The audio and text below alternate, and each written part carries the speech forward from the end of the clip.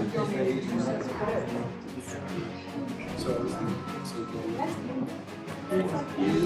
than last time.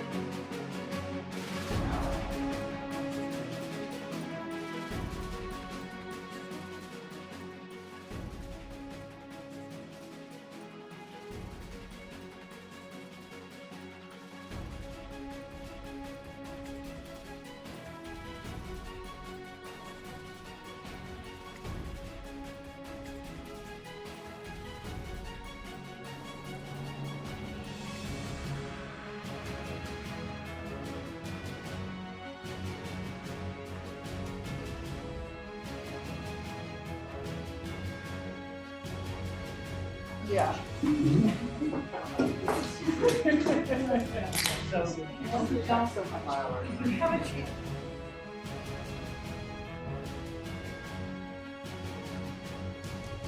British Air. Yep. Yeah. Yeah, that's a 13. So good evening, everyone. This is a regularly scheduled meeting of the Zoning and Planning Committee. Today is March 4th. We're joined at the outset of the meeting by various members of the committee. The Vice Chair, Councilor Oliver, Councilor Getz from Ward 5, Councilor Leary, not a member of the committee, but welcome. Thank you. Councilor Large from Ward 1, Councilor Danberg from Ward 6, Councilor Kalis from Ward 8. I thought I saw another of our colleagues a minute ago, but he will return. We're also joined by the committee clerk, Ms. Norton, also by members of the planning department, Mr. Lamel. I see the Commissioner of Inspectional Services here, Mr. Ciccarello. Thank you very much for coming. And Ms. Kyra. And I'm sorry, my mind has gone blank. Tell me again. Olivia. Olivia. Thank you, Olivia. But last name, just for the record. James. Thank you. Yes. And if I missed it, no, I'm sorry. I'm Jen Pucci. I'm sorry. Jennifer Pucci. I just couldn't hear. Jennifer Pucci. Oh, yes, you're the nominee. Yes, I'm the right. nominee. Yes, we're so delighted you're here. Okay. So this meeting is being both audio and video recorded. We're also joined remotely by Councilor Albright, a member of the committee, also by the Associate City Solicitor, Mr. Lee, and of course, Ann Berwick, who talked with us about the electrification ordinance, and as well as Mr. Ferguson, who are part of the sustainability team, as well as Councilor Humphrey. So, and we've also been joined by Councilor Wright, a member of the committee. Have I got everybody? So, as we want to get started right away with Ms. Pucci, do you mind coming up to the table where we can see and hear you clearly? Where would you like me? Well, right there would be fine.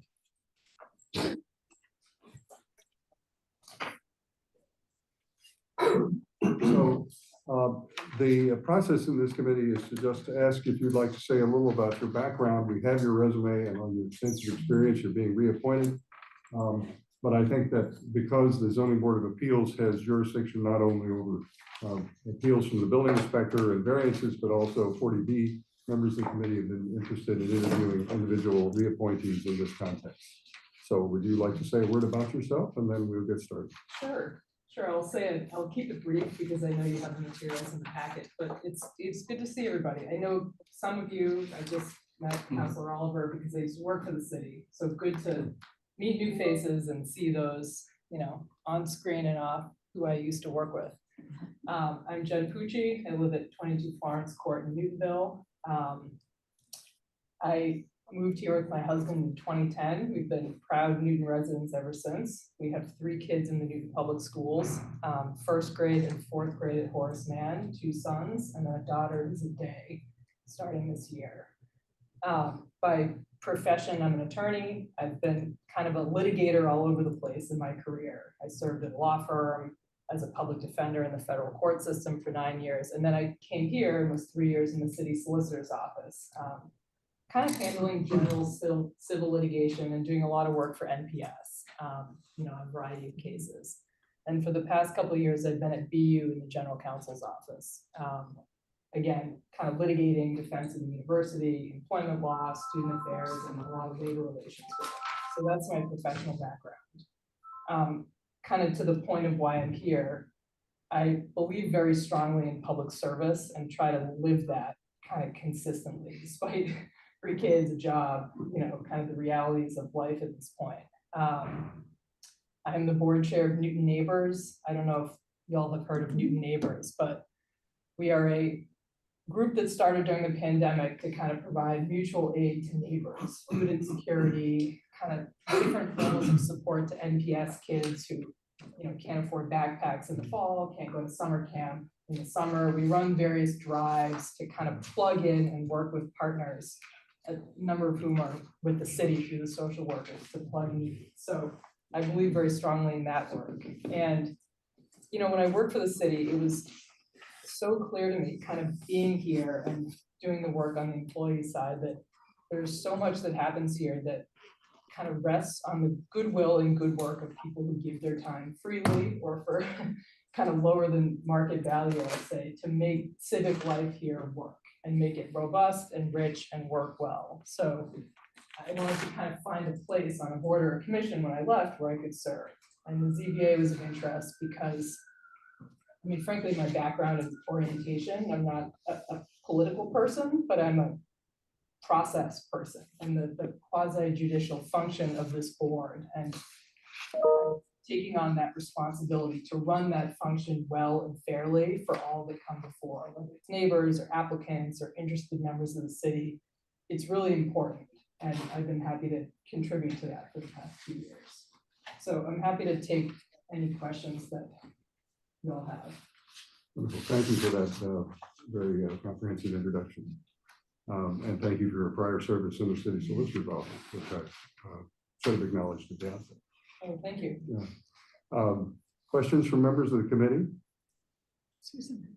Councillor Albright and then Councillor Danberg.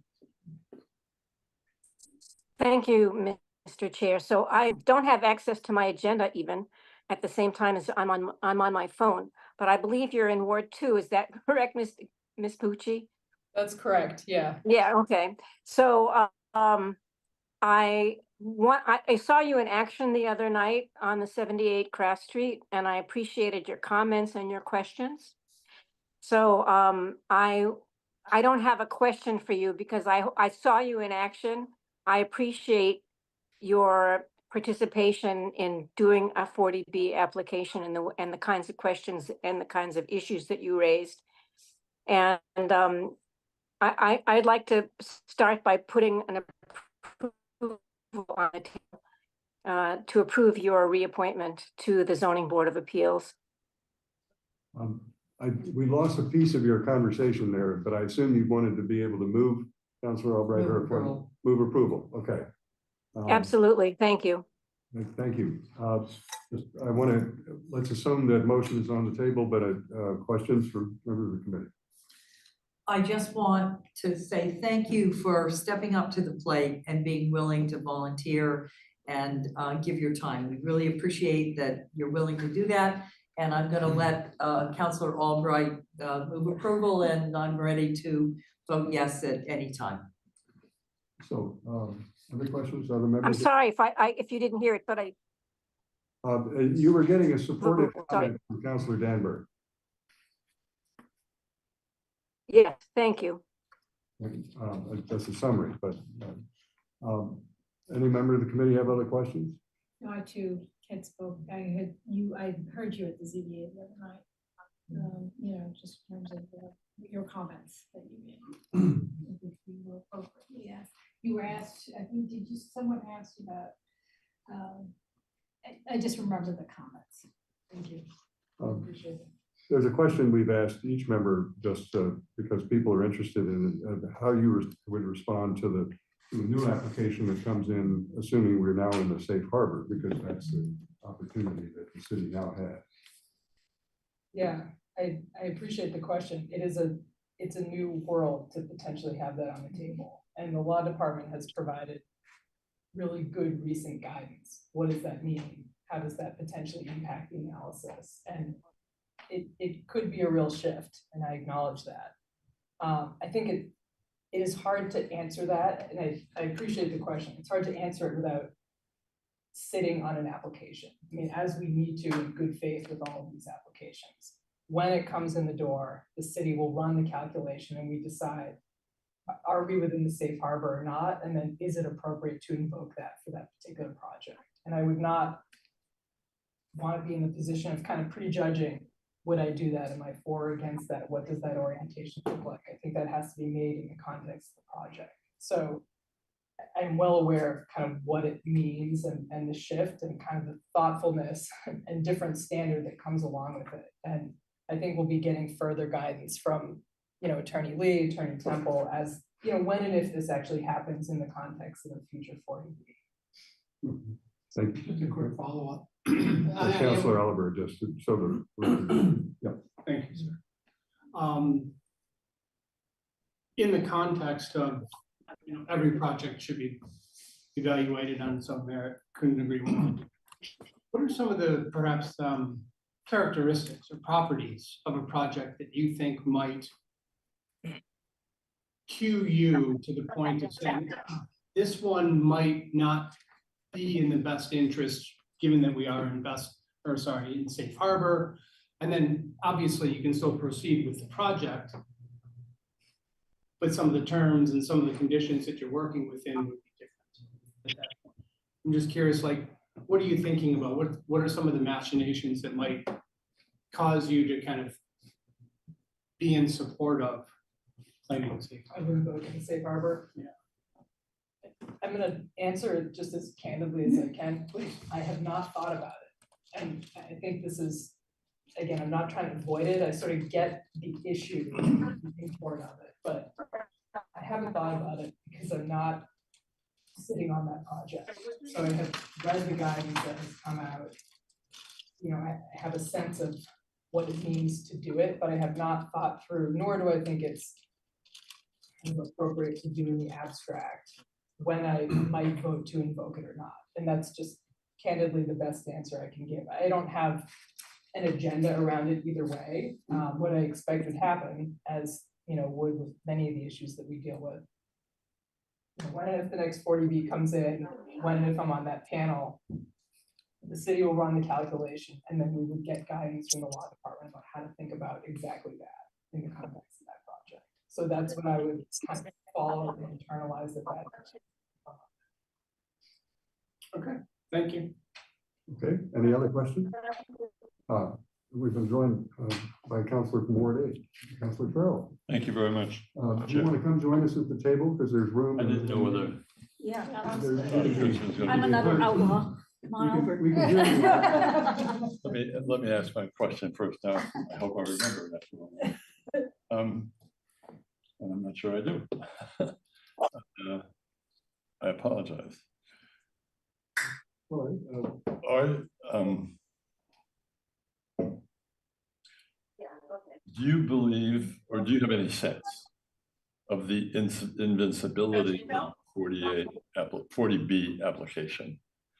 There are very few instances that can be documented of any project that's ever been denied. And I'm just curious to know if you think that's because all these projects are just wildly fabulous, or at least appropriate. And would you have, facing that history, would you have any concern about challenging a decision? I want to make sure I get at your question. I think that's not a question that we might well, no, I think want to that's ask not. right now. I think the thrust of your question is there a situation which you could invoke the 40B, the safe harbor, and deny a project? Is that what you're asking? No, actually, it wasn't, Mr. Chairman. If it's an inappropriate question, then I will withdraw it. But the question was really, there are many people who think that once a project comes into a ZBA, that it's going to get passed. It's going to get approved. And it is very difficult, in my experience, and granted it's limited, to find instances where towns have, in fact, ZBAs in different towns have, in fact, denied a 40B project. And it's that sense of invincibility that I was just curious about. And that may not be an appropriate question for this Well, one. I don't know if there How many can. towns that have passed their, But, Mr. Chair, answer if you can. Yeah, I can't speak to that history. I've been doing this for Okay. 2 years. I mean, I think the standard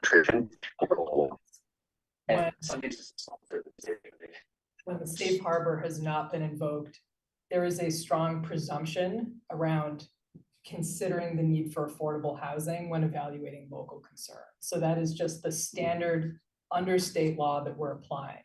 And I can't speak to the history, so I can't answer, I think, the question you're getting at, but I think there's a reality of the standard when you evaluate these projects and how that law is set up that kind of frames up the considerations and how you do the work in those hearings. I do, mindful of our time, I do want to, oh, excuse me, we've been joined by Councilor Malik here. Sorry, I didn't see you behind Councilor Danvers. I've been here all along. Yeah. I have a question. I'm baffled as to why the ZBA would not invoke 40B safe harbor now that we have it. It's not like you have to exercise that power, but if you don't invoke it within, I understand it's within, I think, 15 days of the start of the hearing, you've lost the power. And then, you know, all the work and effort and sort of projects imposed on the various neighborhoods around the city that led to us getting 10% is kind of all for naught if we don't actually use the power that we have to make projects better. So I'm just baffled why the ZBA would not want to vote to invoke it. I'm not saying I would or wouldn't vote to invoke it, and I think I mean, to be fair to the fidelity of the process, it is a determination that we need to make in each individual instance in the context of a record of a project. Oh, yes, So- but if you have the evidence that we've met the standard, I guess I don't understand why anyone would choose not to state that we do have that have met the. Yeah, I respect what you're saying in terms of the interest. I don't want to, as a member of a quasi judicial board where various applicants and neighbors and participants have appeal rights, I don't want to take a position either way that I would or wouldn't invoke a certain legal presumption, you know, in all cases or no cases or for certain reasons. I think it, for good reason, falls within the context of a process where if we invoke it, the applicant has certain appellate rights, they get to challenge it, there's a process there. So I'm not respectfully trying to avoid kind of the question or import around what you're saying, but I don't have a preconceived notion, and I certainly wouldn't want to prejudge it and put it on the record before we have an actual proceeding. Okay. Any other, excuse me, Councilor? Thank you, Mr. Chair. I have been watching some of the ZBA meetings because there's two of them in my ward, the Craft Street project, which is right on the Ward 1, Ward 2 line, and also 41 Washington Street, another one.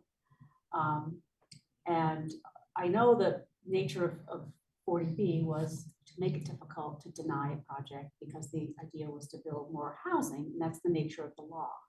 Now that we're beyond that, though, I still see an important role for the ZBA. And I've been watching you carefully the last few meetings. I've been very, very impressed with the questions. And we just got back a whole new design for 41 Washington Street, where now they're going to demo the house. But we've had a lot of concerns with that property and the wetness and all that. It was denied in land use once before. I think you're answering all these answers appropriately because I'm familiar with land use, now I'm on land use, and it's similar to a quasi-judicial body where you can't prejudge a project before it comes before you, and that's my understanding of 40B. But I still think there's a very powerful role for the ZBA to continue doing its work even when we have safe harbor. It doesn't mean that we're not going to have other projects. I think it's going to mean that we're going to have a lot more power whether to change or deny them. And there may be appropriate places where we should deny them. And I think 41 Washington Street would have been an example, if we could. But anyway, I just, again, want to say I thought you had made some great comments on the ZBA. I appreciate your willingness to serve. Okay, I noticed we've been joined by Councilor Lipoff and Councilor Greenberg online, and welcome both of you. So we have a motion on the table from Councilor Albright, whom I think we've lost well, no, we haven't. She's there, but not her image. But let's assume the motion is still made, even if her image is not here. And I'll accept it. Let's take a vote. All those in favor will say aye. Aye. Opposed? Any abstain? Okay, that's a vote.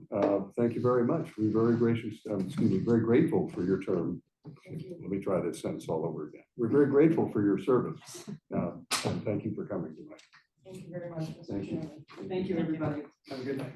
And you forget, you're more than welcome to stay. I appreciate that. I told my kids, I hoped I'd be home for bedtime. Well, we hope you have a life. So- Bedtime, we're there. I do appreciate that. though. So do members of this committee, by the way. Good work and hard work. All right, so thank you.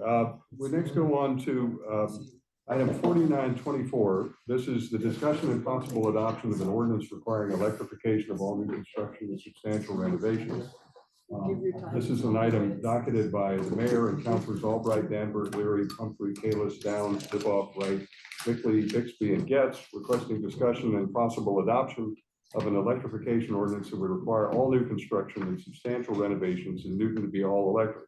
This is conjunction with the city's recent conditional approval by the State Department of Energy Resources for participation in the 10 Communities program. We held that back on 2/26. We've had a public hearing on it, and what we have before us in attachment to the agenda tonight is the draft ordinance. I want to just say a few things of background because I hope we can have the conversation reflect the history so far. Again, subject to correction by Ms. Berwick and colleagues who've been part of this anytime wish to clarify. The city first dealt with this item in public facilities, and there was a conversation in public facilities, and I've asked the clerk of the committee to just have for us a summary of that report, which was adopted by the council asking for a home rule petition. Then it came back to the council again through the zoning and planning committee in the form of an ordinance which contains some exemptions which went up to the state, which were ultimately approved, even though they were not certain whether those exemptions would pass muster. It has come back to us, and then we are looking at whether to pass it and make it effective. This is also as part, if I just said a little more background, that the city has already passed an ordinance code, otherwise known as the stretch code. I think there's a more technical term for it. The Commissioner of Inspectional Services is here who can tell us what that is. And that basically says, as I understand it, subject to correction, that if you're doing a substantial renovation, which is the issue that most people are concerned about in a residential property, you have to bring the building up to a certain level of code compliance. That includes some issues of insulation. It includes wiring and to prepare it for electrification, but does not go as far as to require the installation of electrical appliances, as I understand. That's sort of an oversimplification, but where we've come so far. So the question before the committee is, having heard the public hearing and having had an opportunity to look at some of the modifications in the ordinance that were suggested, including one which gave the opportunity for a waiver if there is not sufficient electrical service to take care of the particular site, which was an issue that came up at the public hearing commentary. The question is, what issues are before the committee or members of the committee or other counselors would like to discuss in moving ahead and deciding what to do with this ordinance. So that's where we are, I think. Any correction to what I just said? All right, members of the committee, and Ms. Berwick, you're here for, you gave us extensive commentary. Maybe if there's a question that comes up that we need clarification, I hope you and Mr. Humphrey will be available, and we have Mr. Lee from the law department to guide us on the legal questions. But we are very grateful to you for your participation. Sure. Questions or comments from committee members? Yes. Excuse me, can you let Susan Albright and Jacqueline, I'll please? recognize Councilor Guest and Councilor Wright. Okay, you know, normally when there's ordinance, there's a section that has all the definitions. And one of the, you know, a term that's used in here was the conditioned floor area, but I couldn't find it in the regular, you know, in our zoning ordinance. So is that something that needs to be put into this section, or is it something that's? Commissioner, do you want to come up to the table just so that the mic can pick you up and colleagues can see you?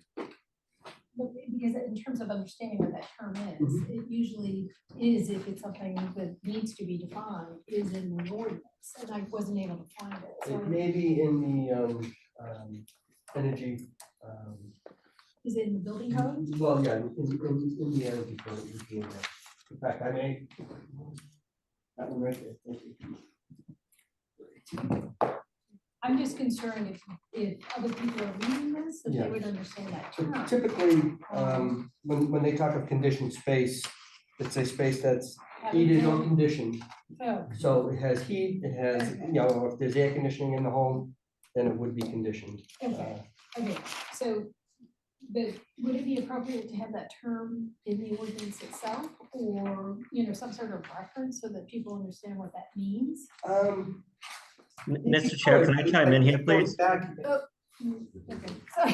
Hang on, Mr. Lee, let the commissioner respond and then we'll go to you. I mean, it goes back to the energy code where it's in the definitions here, Okay, okay? And I can read it to you if you'd like. sure. Conditioned floor area, the horizontal projection of the floors associated with the conditioned space, an area, room, or space that is enclosed within the building thermal envelope and is directly or indirectly heated or cooled. Spaces are indirectly heated and cooled where they communicate through openings with conditioned spaces where they are separated from. Okay. Is the definition. Okay, Mr. Lee, you want to comment? Thank you, Mr. Chair. So I wouldn't recommend referencing the particular CMR that it exists. I was just going to comment. The reason I put my hand up in the beginning was because Slow down just a little bit because of the sound in this room is not as good as your voice is. So, let me go a little bit closer. Is this better? yes, Yes. yes, thank you. So the reason I raised my hand initially was to note that conditioned floor area is a defined term in the building code. There are additional terms that go along with it. Even in the code itself, it references other terms in the code. So any reference would simply be the same as if you look at the same definition where it has for major renovations that is talking about level 3 alteration. All it does is say as defined in the code. That's all we would do for the conditioned floor area. So it wouldn't provide any additional information. So I wouldn't recommend specifically incorporating the definition. As you all know, sometimes they change things, but then also the reference would just be to the code in general, which it already does. Okay, thank you. I want to recognize Counselor, yes, I'm sorry. you want- I just had another question, because we had a discussion at the end whether or not we had you remember there was someone who had spoken at the public hearing about whether or not we wanted to put the ability to appeal in this ordinance, and we were going to check with the law department. I don't recall a question about a built-in appeal, but then I think it's critical for this conversation for the council to remember how the state decided that they were going to implement this program. The state, keep in mind, this is a pilot program created by the state whereby only 10 communities that have previously filed a home rule petition like the city will be able to participate. The program the state has created is not saying, okay, you 10 communities can now create your own ordinance. What they've done is they've created a limited amendment to the building code. And they're saying you 10 communities can amend your building code to now make it so that if you have the specialized code, which the city of Newton does, you can strike out one of the pathways that that allows for a building that is a new project or a major renovation to have this gas infrastructure. So the reason that I'm explaining all of this to answer your question, Councilor Getz, is that because it's an amendment to the building code, any appeal with regards to the electrification ordinance that arises from this would be an appeal under the building code. That's how it's going to be implemented, and that's how it would be appealed. I think the question was a repeal, as I heard it, not appeal, Mr. Lee. What do you mean repeal? So the question came up, if I recall, at the public hearing, and it may have come from the chamber, was it? The Chamber of Commerce asking if we pass this, could we unpass it? Oh, yeah, of course. It's a city ordinance. We could, if the city council at a later date determined that they wanted to repeal it, that's fine. They wouldn't be able to amend it without state approval, but repealing it altogether, yes. Just to clarify that question. And I see Counselor Albright, and then I'll go to Counselor Danberg, if that's all right, or Counselor Wright, sorry, excuse me. So I have a couple of questions under the definitions, under major renovation project. It talks about in section D, change of use of over 1,000 square feet per, blah, blah, blah. What does that mean, change of use? Are we talking residential, commercial, or? It was just in the definition. I don't know is that what's the change of use, or you change the use of, it's a restaurant and it's now gonna be offices, or what is meant by change of use? It gets to be a little complicated in this code for change of use.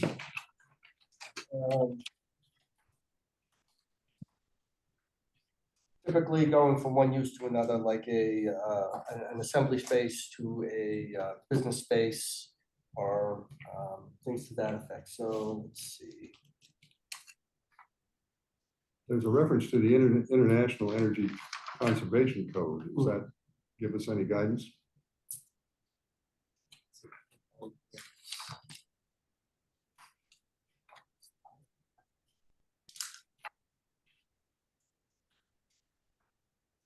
Section R 505. Yeah, 505.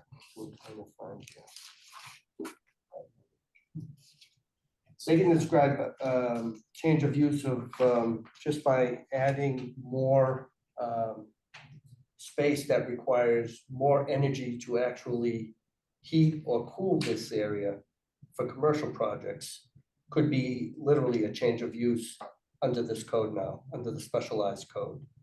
But typically in the building code, change of use would be going from one use to another, to a storage use, to an assembly use, to a business use, to an I use, which is like a hospital or things to that effect. Education use would be a different.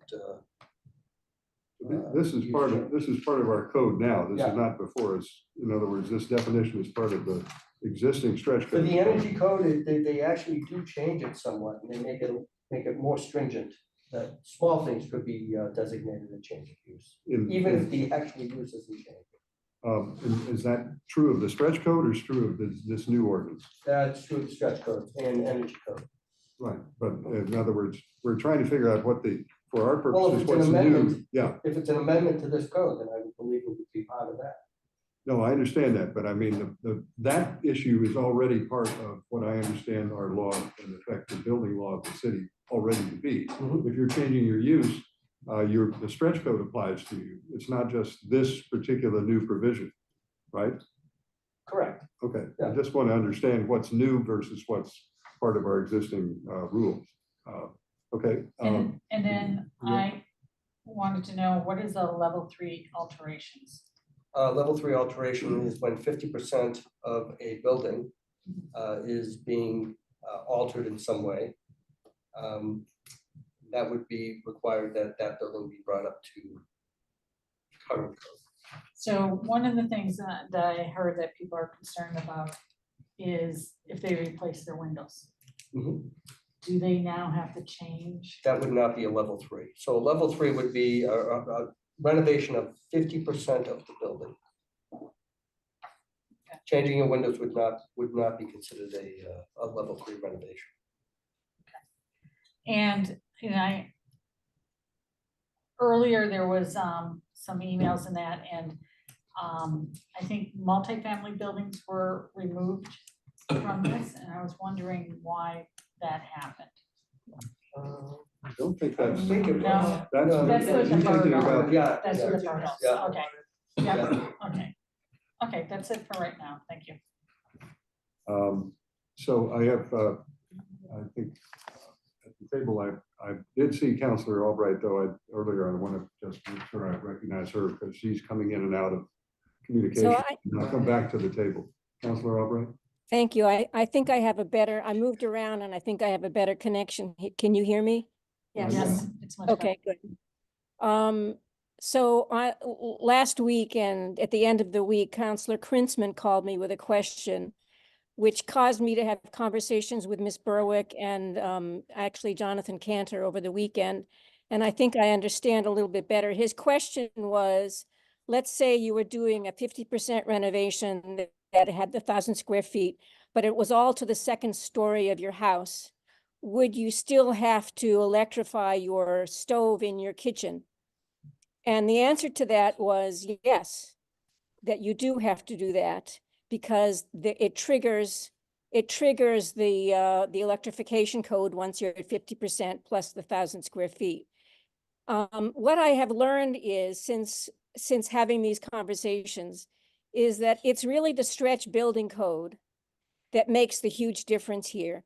And that what we are adding on is a very small increment. All the expense to make your house ready for electrification is part of the stretch building code that we've already accepted. And that our electrification code is just bringing us to the place where Newton can actually make a difference in climate change for our part of the country and for the whole country, for that matter, as we're part of the whole country. And I just want to be sure that I think everybody should ask the questions that they have, but I want to be sure that everyone understands that we can make a difference for our city and for our area by passing this electrification code. Most of the work that's required is already in the stretch code, and we are just taking it one step further to make the implementation happen, to actually go to the electrification, not just make the hookups happen, but make the actual electrification happen. So I'm proud that we're coming to the place where Newton can make this difference, and I hope that we will pass this tonight. And I'm prepared to move approval when the time comes. If the time is now, I'll make the approval now. But once I understood that the stretch code is where most of the expense is, then I think we have an obligation to pass this electrification code. Thank you, Mr. Chair. Let's see where the discussion goes, and then I'll entertain your motion if that's agreeable. I want to recognize Councilor Danberg.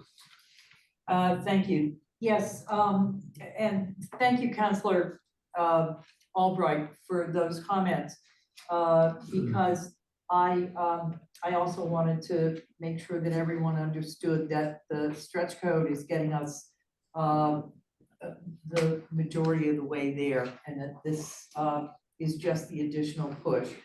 I have just one quick question, and that is under exemptions, letter G, fossil fuels for processed loads for manufacturing, industrial, and commercial purposes. Can you explain to us, for those of us who might not quite understand, what processed loads refers to? You just referenced a section Yes. for the. Right here, fossil fuels for processed loads. Under exceptions. Yes, I got it. Right there.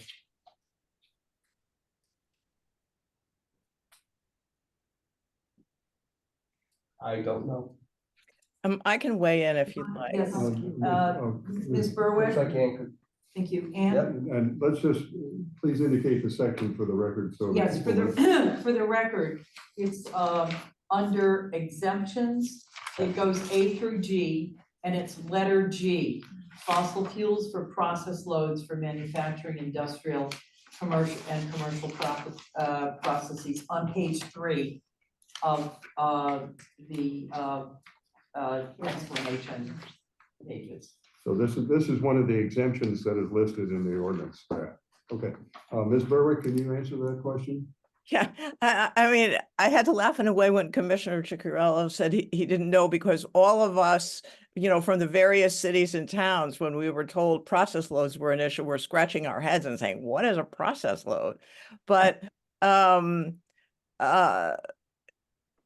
what it is so the best easy example I can come up with is if you have a restaurant and you have a pizza oven, say, that you say has to use gas. So that has nothing to do with the building code, really. It's just for the process that you have going in your enterprise. And so a lot of us from the various cities and towns, the now 8 other cities and towns, were getting together and talking and saying, well, we're not really sure what all process loads covers exactly. And so a lot of us, I think, just decided to ask for an exemption for it because it's not related to the building code and nobody was exactly sure of everything that it covered. So we're just saying, we're not worrying about it. And DOER said, okay. Okay, I'm happy with that. Thank you. Feel exempted. So I just want to clarify a couple of things in the draft. In the exemptions in number F, there is a line drawn through commercial, so that this is hot water systems in buildings with a gross area of at least 10,000 square feet. This was an exemption that applied only to commercial buildings. Now it applies to all buildings of 10,000 square feet, right? The intention is to delete that word commercial in this version. That's what Yes. we're operating with, correct? Yes, that's correct. And that actually comes at the request of Greg Griebman from the chamber. He didn't see a reason for the distinction between commercial buildings and other buildings for these purposes, and also flagged that affordable housing could arguably be impacted and that we wanted to, in fact, cover the exemption should cover affordable housing. So the request comes from the chamber. I didn't see any reason not to go along with that, and DOER agreed when I talked to them about it. We have another question. Just I think we've talked about this, but it's not in the draft. On page 4, there's a reference to when the effective date is. And I think we talked about that at the public hearing. Do you want to clarify that for the committee? I think we said, did we say January 2025? That's my memory. At the end That's of- my memory. My memory is January 2025. Does anybody have a better memory than I do? January 1st of 2025. In other words, not immediately, but the end of. Not immediately. And our reasoning was the stretch code, specialized code, the opt-in specialized code is a technical term for it, is really imposing a new regime on the development community and builders. And we didn't see a reason to put any more pressure on than necessary, really. So it was just sort of compassion. I assume that for purposes of the conversation with the committee, we would accept January 1st, 2025 as an insertion in the draft. Is that correct? Everybody clear on that? I just want to, Councilor Kretzmann in here and Councilor Albright indicated he raised the question about the question of the stove and I just specifically wanted to mention that in the Public Facilities Committee, there was a conversation at the original level of the home rule petition where the committee voted that stoves would not be exempted. It did, however, explicitly say in the report that that issue could be, or the whole issue, it could be revisited at the time of the ordinance. Now, we passed the ordinance without any kind of stove exemption in the sense of the a request to the state. The state has not considered anything. Anything we would do would need to go back to the state for approval of any kind. But I just want to be clear that if the reference here in the ordinance is that, as indicated by Councilor Albright, if you're renovating the kitchen, it's clear that you're going to rewire everything and everything. That's when a new electric appliance goes in. But if you're renovating the upstairs and you haven't done the kitchen, you're going to have to wire it. But under the ordinance is passed, you would have to install a new stove, an electric stove. The committee could take the position that they want to allow that old stove to preserve if you wanted to do that, but that's a policy choice of the committee, and then ultimately would have to be passed by the council, and the state would have to agree to it. So I didn't want that issue not to be at least discussed in committee, because I don't want to have it raised on the floor of the council and somebody say, what are you all doing about this, without having thought it through. Any comments or questions about that issue? Because remember now, you're putting the infrastructure in, and you're saying to someone in parts of the building that's not being renovated, that the electrical appliances have to go in the non-renovated portion just as well as the renovated portion, just to be clear. Yeah. Well, that was at the example that Councilor Albright had at 50%. Right. So if it's less than 50%, they're not required. No, if you're not a major renovation, it's not a problem. But if you're doing a major renovation, but even if it doesn't involve the kitchen, you still got to change the appliance. So I just want to be clear about, because we had public testimony that where someone was concerned about that. And I don't want it to go to the full council without having had that conversation in committee. I understand. I just wanted to clarify that Yeah. it's only if it's up at 50%. Yeah, right. I'm supportive of that. I think we actually have an electric stove, works the same, great. Had a great dinner tonight, actually. But I think that's where we should be going. So I continue to support that. Okay. There's any other comments on the stove issue, just to be clear? All right. Yeah, Councilor Leary.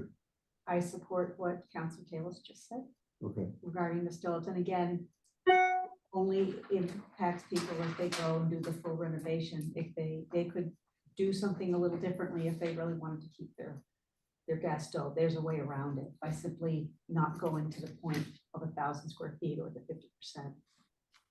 Okay. I just want to, yeah. May I comment, Mr. Chair? Sure. Councilor On Albright. the issue of the stove, one thing that I learned this weekend, which I had no knowledge of, is that the gas stovetops that we all love leak gas and are causing asthma in our children. So it's not only is it a good thing to do it for the climate, but it's a good thing to replace it for our health. I had no idea that that was the case, but studies have proven that to be the case. Indoor air quality. Okay. There's one other issue that came up that I've asked the commissioner to try and clarify, but Ms. Norton also did some homework. What is the effect on historic properties? And my understanding is that there is an exemption to a certain degree for historic properties. Can you outline that for the committee so we understand what the scope of that is? Sure. They do allow exemptions for historic buildings, as long as it's found by the authority having jurisdiction for the AHJ, which in this case would be Newton Historic Preservation, would have to write a letter. And it would have to be requiring and stating the reason why it is exempt from the energy code. So if it was going to demolish or ruin this building's quality and historic nature, the City of Newton Historic Preservation could write a letter to the owner, which would then get signed by them and then uploaded to ISD for reference. So for purposes of the council action, if you can provide that language, and I think you can coordinate with Ms. Norton to make sure that we understand it, because as I understand it, it doesn't exempt you completely. It just says that there are aspects that would damage the historic quality of the building. But that applies now under the stretch code. That's not, except here you're talking about installing appliances inside, and there may be some exterior effect for installation of heat pump. But I think the exterior modifications would likely be modest, if any. Could be, sure. Yeah. But I think it's important because that issue came up and people asked about it, that we know what that provision is. It's There may again, be in landmark buildings where interior of the building may qualify as some historic nature, that it would qualify for historic. but you need a certification or at least some sort of representation that there's an impact on the historic quality. Yes. Is that correct? Okay. So again, if we could just attach that to the committee report so that's clear. Any other questions? Sorry. Yes. right. Mr. Chair, if I might, just if you want it in the record, it's R 501.6 is the code reference. Okay. Between you and I'll take care of it. all right, between the two of you, Councilor Kalis. I would just second the motion to approve. Okay. Any other? Yeah. One last question before we go there. Yes. Great. Go ahead. Thank you. So I'm only going to put this out there as a clarification. I'm not even sure who I should be looking at when I ask this question. But we keep referring to renovations. And it's very clear, it's written right here, right? Low-rise residential additions over 1,000 square feet. In my mind, those are two different things. Right? You can renovate without doing an addition. Mhm. You can do that at any square footage in your house. I just want to make sure, like, we're all nodding and saying, this is a 1,000, right, to residential, 1,000 square foot additions, not renovations. Oh, can I clarify? Or maybe the commissioner would like to clarify that. They're both. So additions greater than 1,000 square feet would trigger the electrification Okay, and stretch code and the specialized code as it is.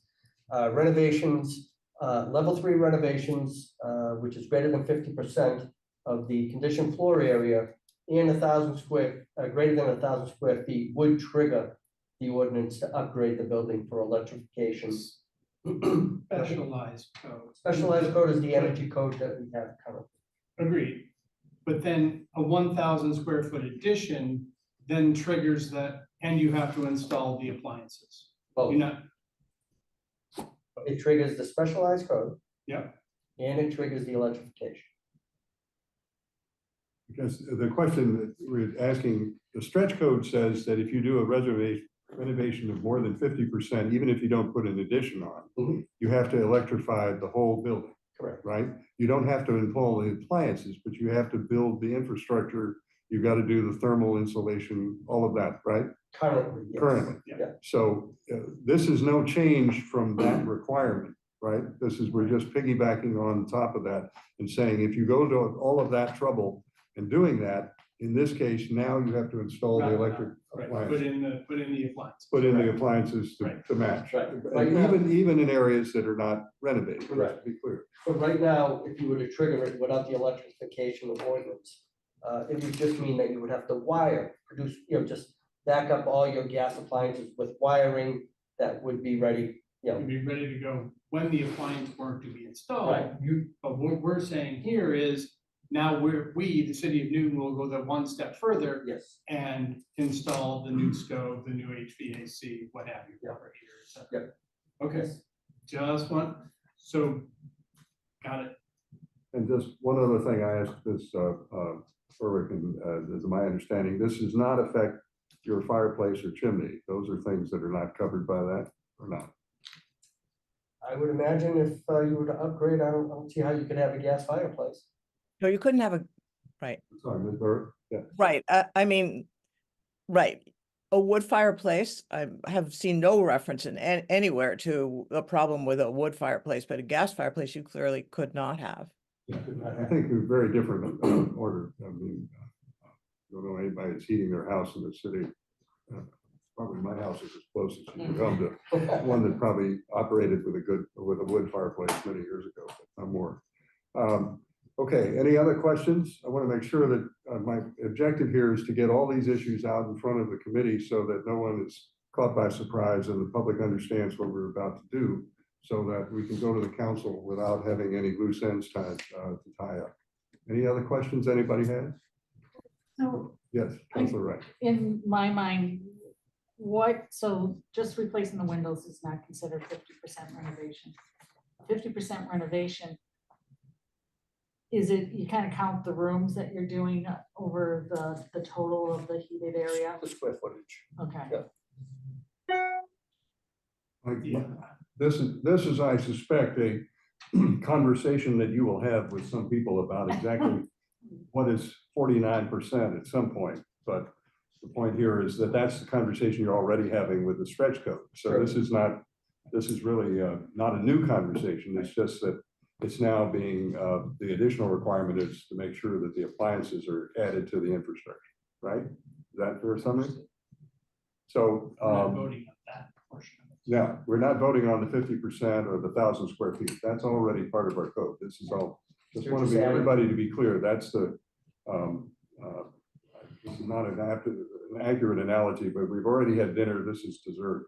So I think the point is just understanding what we're about to do and everybody understand that. Okay, we have a motion on the table from Councilor Albright. It's been, I think, seconded by Councilor Danberg and Councilor Kayla, excuse me. Ready to vote? All those in favor will say aye. Bye. Opposed? Okay, the ayes have it. I think that's a unanimous vote of the members of the committee who are in attendance, except for Councilor Princeton, who is not here. So that's 7-0. All right, Commissioner, thank you very much for your time and attention. We appreciate that. You'll coordinate with the clerk to make sure we have the provisions in there so people understand what we're talking about. All right. And Ms. Berwick, you and Mr. Ferguson and Mr. Lee, thank you very much for your time and attention and hard work. And Ms. Burke, I very much appreciate your diligence and preparation. We want to make sure we've got all these bases covered. Okay. Great, thank you all very much. Thank you. Okay.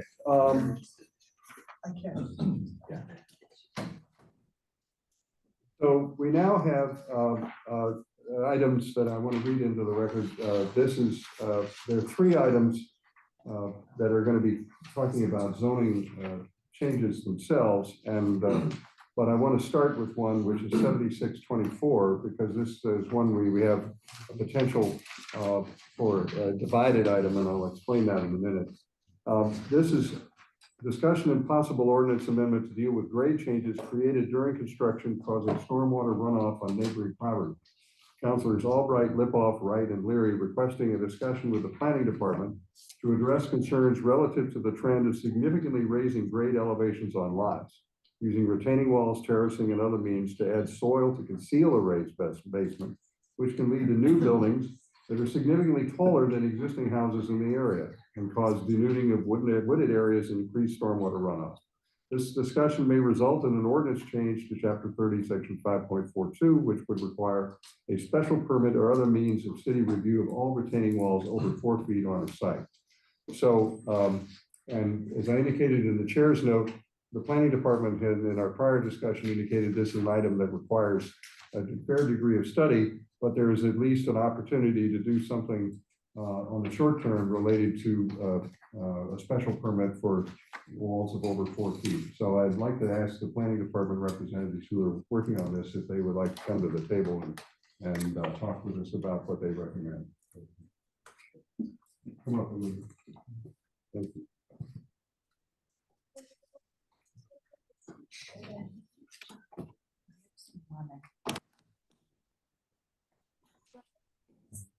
Members of the planning department are not required to be part of their service.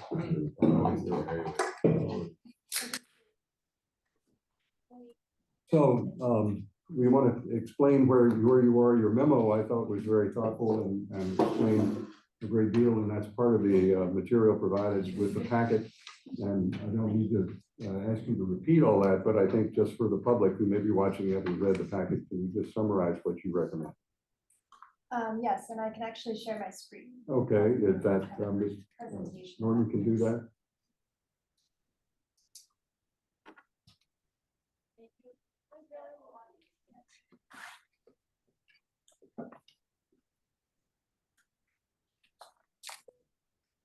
So this is regarding grading and retaining walls. Zach has expressed interest in addressing the concerns of raising grade elevations using retaining walls on lots. And at the February 15th meeting, Zach proposed moving forward with one short-term proposal that would allow or require a special permit for retaining walls 4 feet or greater anywhere on a property. Currently, the ordinance states that a special permit is required for retaining walls that are 4 feet or higher only within the setback. This is just expanding it to the entire property.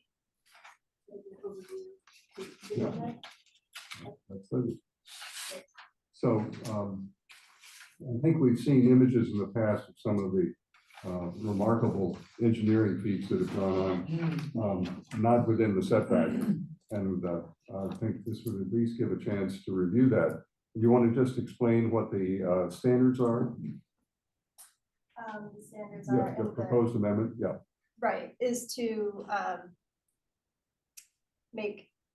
to require a special permit for retaining walls that are over 4 feet or higher anywhere within the property. And then also when there's a combination of walls within 25 feet, to require a special permit for that as well. And you have some standards for the review of special permit too, do you not? Yeah. Yep. So we're proposing a new section, section C, that has some of those standards, which are listed here. So this, just to clarify, on the technical side, this would be a special permit criteria specifically for this particular provision. This wouldn't apply to all projects in the city. We're not amending the general special permit criteria. This is specifically for this limited special permit. Okay. Councilor Wright. I have a couple questions.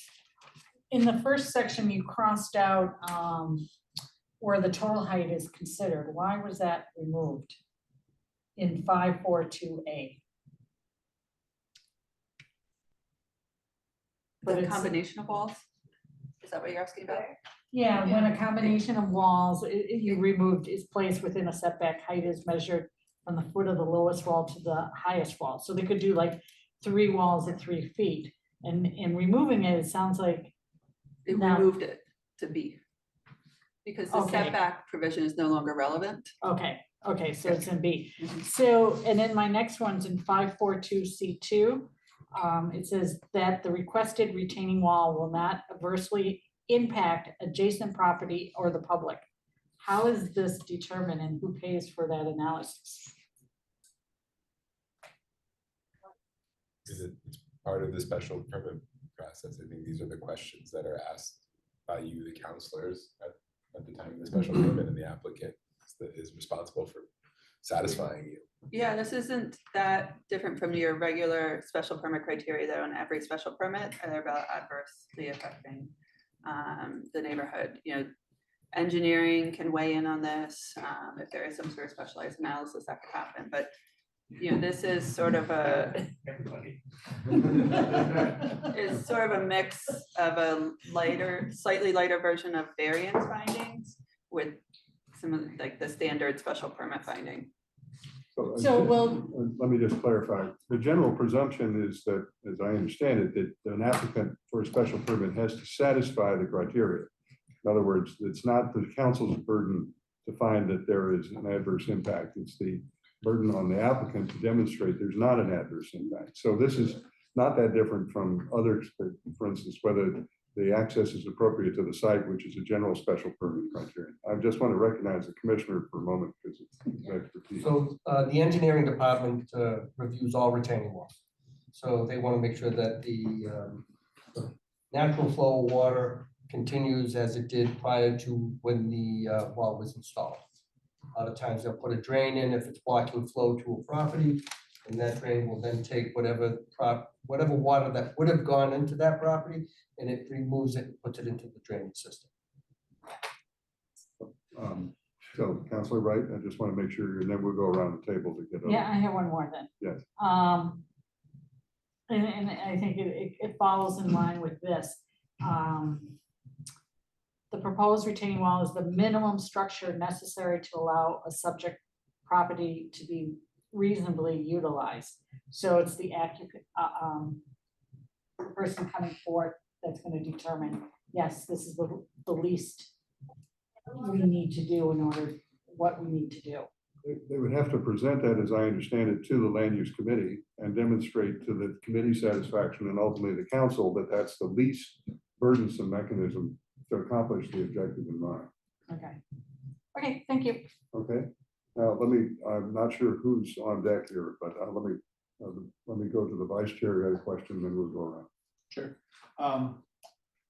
So may as well just start right where we left off there.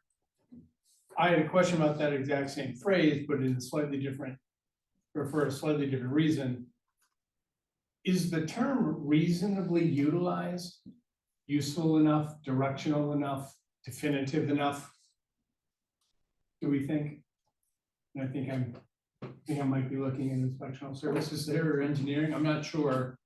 But like, the more I'm presented with lines like this, the more I understand why we're going back from time to time and updating and saying, no. This is how ISD actually reads it, enforces it, applies it. to me, that's begging for that exact same sort of interpretation. What does reasonably utilized mean? This wouldn't be interpreted by ISD though. These are the criteria that the city council has to find to grant the special permit. So the applicant has to make their case to you, as a council, that this is they're doing the minimum necessary to use this site. Perfect. So reasonable utilization is also something that the council then has to interpret and say, we don't understand why you have to raise the grade of this property by 4 feet, 6 feet, whatever is gonna happen here, right? That we deem that to be unreasonable. That in and of itself, even if the retaining wall itself is at 4 feet or 3 foot, 3'11" 3/4. That doesn't, are we, let me rephrase that. Because I had that no, I think I got it. Okay. Is a 4 foot retaining wall automatically reasonable? Well, they would need a special permit for a 4 foot retaining wall. Understood. No. Not understood? No, and not automatically. It's just Okay, that, good, okay. I think part of the confusion is that we have a difference between rules and standards, and let me explain what my understanding is.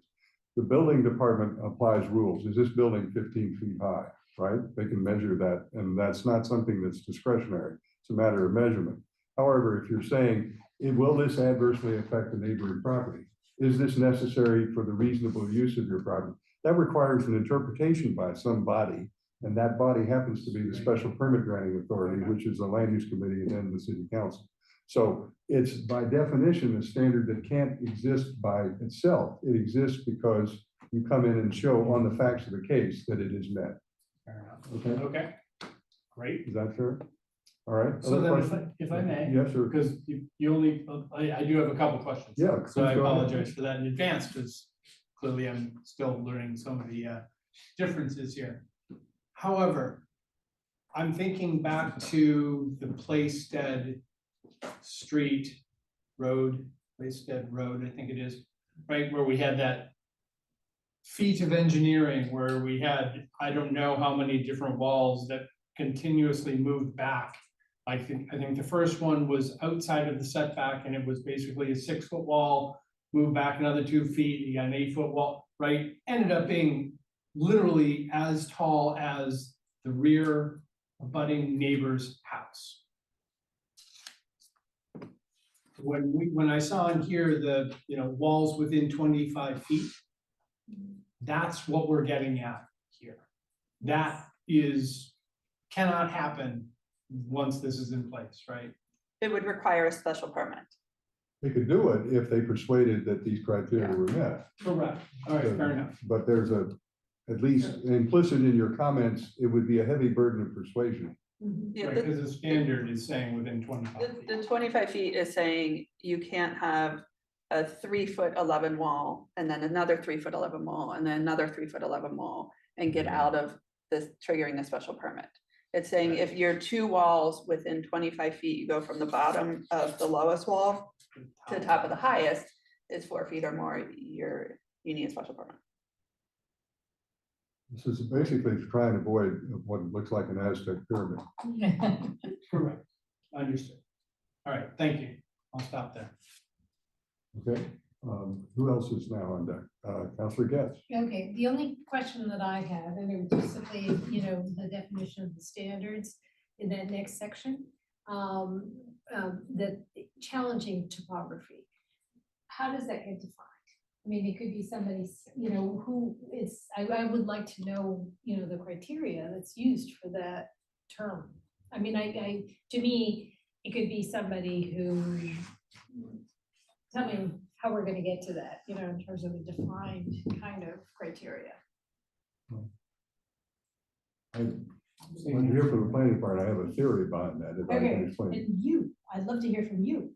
I mean, challenging topography could be a lot that where the property line starts to, as far back as you can go on the property, there is a substantial grade change or grade reduction. or, things to that effect. It's all up to, someone's decision on what is substantial and what isn't. And it's open to interpretation. Let me just say that we talked about the zoning board of appeals. The zoning board of appeals has the authority to grant a variance. Variance requires generally a hardship unique to the site. In other words, you're not just saying, it's expensive for me to do this. You've got to have a lot that is so configured that the general rules don't work well. And therefore you go to the zoning board of appeals to get them varied. That's different from a special permit. But this echoes a little bit of that and saying there's something about the lot that is a hardship and that you have to demonstrate that, but you also can't adversely affect the neighbor and you also can't go up more than 4 feet and 25 feet. And then, so I think the point is that the department has crafted a number of criteria that are designed to minimize the kind of excessive retaining walls that a number of members of this committee have seen and would like to avoid. Is that a fair summary? Yeah. So, yes. The only other thought that I had was that many times right now I'm seeing the unbuildable lots because of ledge or because of, significant topography. And then, with the finite amount of land, people are starting to go after those lots. But I do think that the benefit here is having all three of these criteria, No, we're not, just to clarify, we're not adopting any of this No. tonight. This is just to say, this is a response to the docket item by the planning department, which we can recommend to go for public hearing. We can still adjust any of these criteria as a result of that conversation after we hear from the public. And then the council will have to decide, and then the council will have to decide whether to adopt this. Great, but this is actually very beneficial in terms of having the three, concepts. I do think that when we get to the public hearing, it would be useful to pull back some of the, you did some homework on these projects before and some photographs, just to have a presentation of saying, this project would have had to come through a special permit, this project would not, just so we have an understanding and the public can understand what the impact of this particular change would be. Is that agreeable? Other questions for yes, Councilor Taylor. And then Councilor Cleary. A quick question on point 2, and I think this is to you, Mr. Chicarella. The retaining wall will not adversely impact adjacent property or the public. So if we say we agree with that and approve something, and then a month later it's installed and it does actually adversely affect it, what is recourse for the neighbor? Well, as I said before, they're reviewed by the engineering department, and then it's, it's a stamped engineer plan by a designer or an engineer, civil engineer. And I don't make those decisions. So it would be up to the engineering department to tell us, once they approve the plan, that it does work, according, if it's built to plan. I think the question is a little different if I understood. What happens if it doesn't? They come through the process of a special permit with it, and the council says, we don't think it adversely affects the neighbor. The neighbor says, I don't think it's going to adversely affect me. And then after the fact, it adversely affects them. That we can't solve because we granted the permit at that point. So You granted a special permit, but the approved engineering plan still has to be approved through the engineering department. Right. And they're the ones who are going to take a look at it for those particular reasons. No, I understand that part, but once it's done, the remedy is really, as I understand it, only litigation between the parties on the grounds of that there's an adverse impact that's independent of this. In other words, the city may have granted a permit, but it doesn't mean that you can use your land to damage your neighbor anyway. That's basic property law. I agree, but what it comes down to is that the engineering stamp was faulty, or they just couldn't determine whether that was going to adversely affect the neighbor. But that's not the, as I understand it, and I don't want to take time away from the commissioner. The engineering department looks at the project to see what the impacts are that they can determine from the analysis of the project. They report to the city council. The city council says, okay, you've told us that this should work, right? And if it doesn't work, I'm not sure what the recourse is, but it's at least a prior review to try and determine that it would work on the site before the retaining wall is installed, rather than wait until after the fact. And that's something different, where I might want to put in for number 2, that according to the city's engineering department, it won't adversely affect, because that then intimates that the neighbor could get their own engineering study done. I just don't want us to become, in that position if this happens, and it could happen multiple times, if they're gonna start blaming the city. That's a fair point. Let's think about that as part of the public hearing process. But we don't, again, this is part of the reason we have these conversations. Yeah. So at the front end. I think Councilor Leary, you had, and then I think Councilor Albright, I'm sorry, I just see your hand up there. Yeah. And Councilor Lipoff, sorry.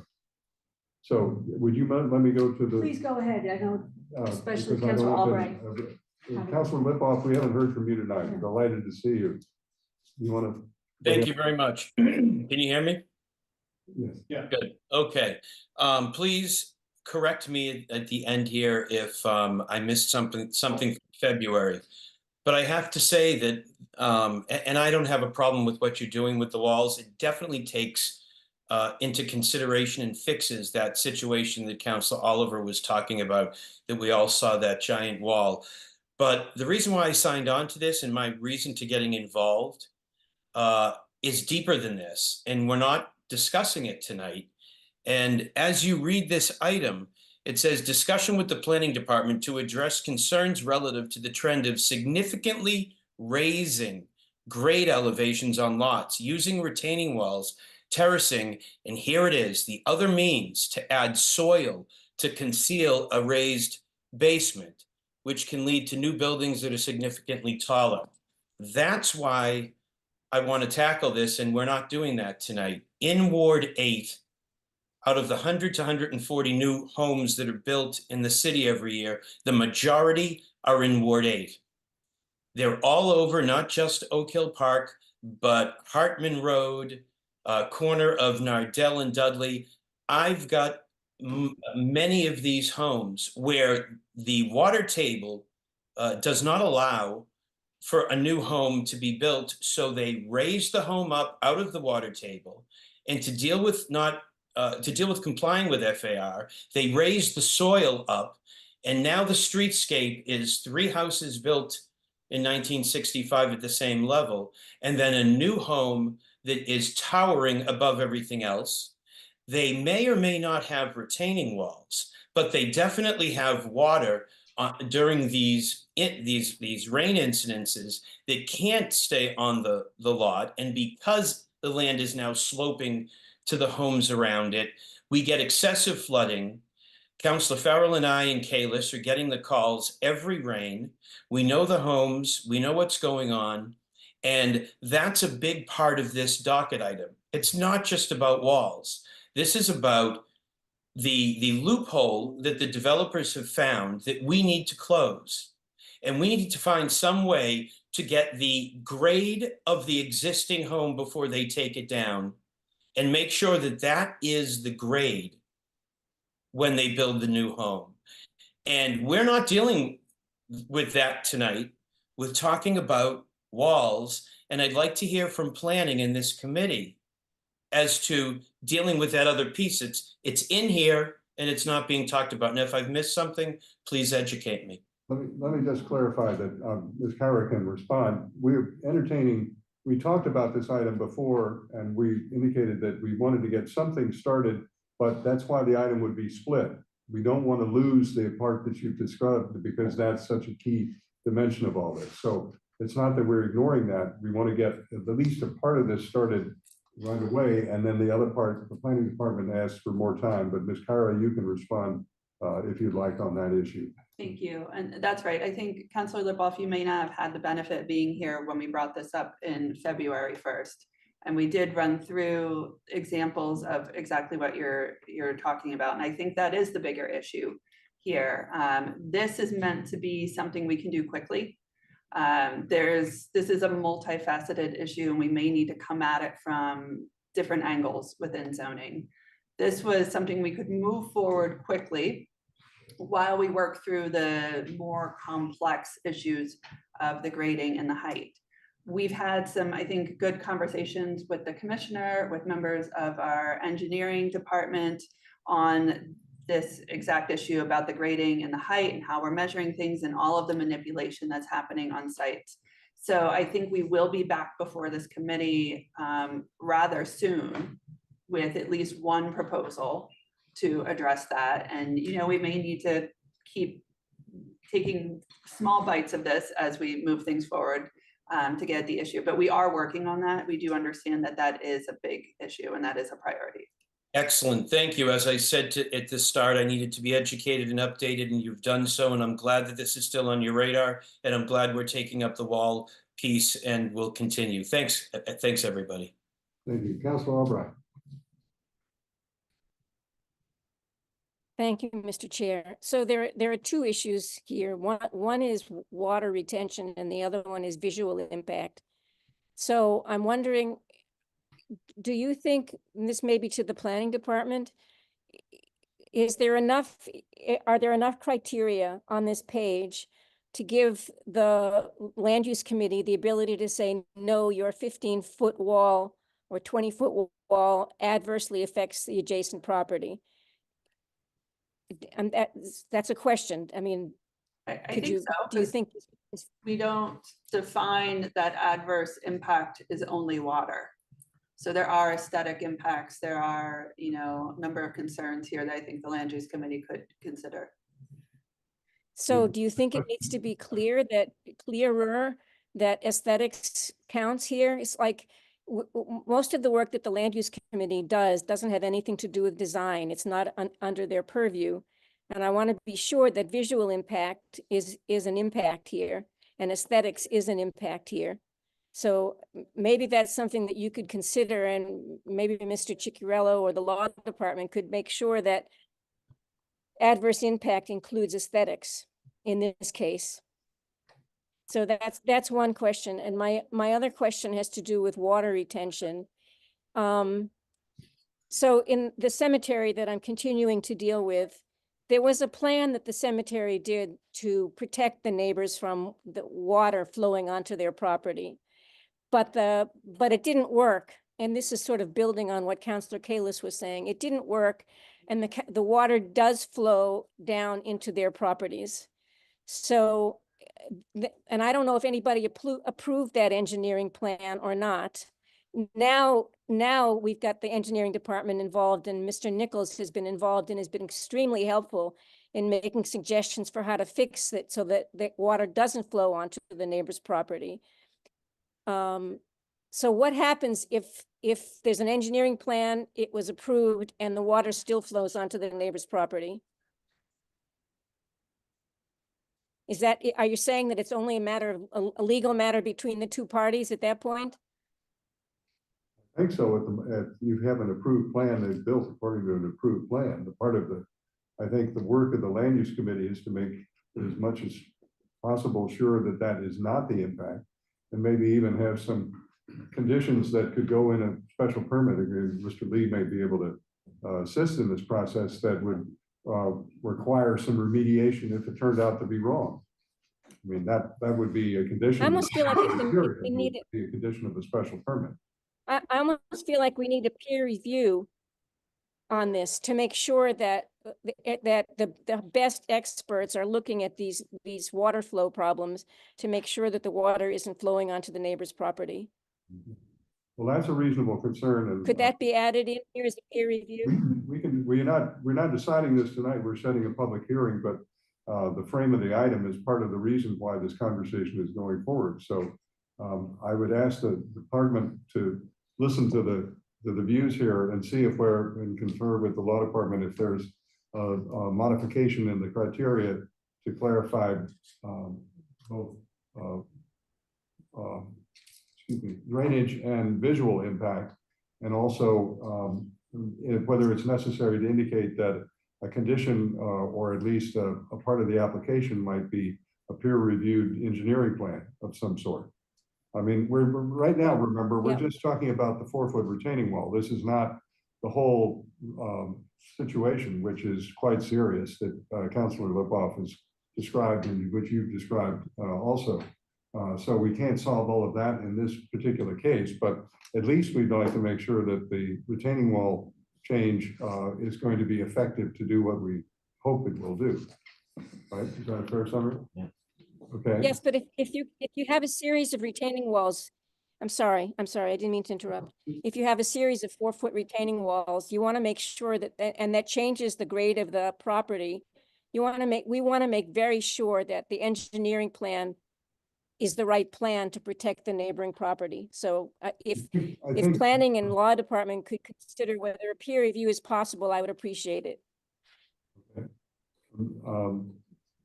Councilor Maliki? Oh, you forgot me. Oh, I'm sorry, Councilor Leary, I beg your pardon. No, you've been very patient, and I apologize, Councilor Maliki. And, Thank you, Mr. Councilor Farrell.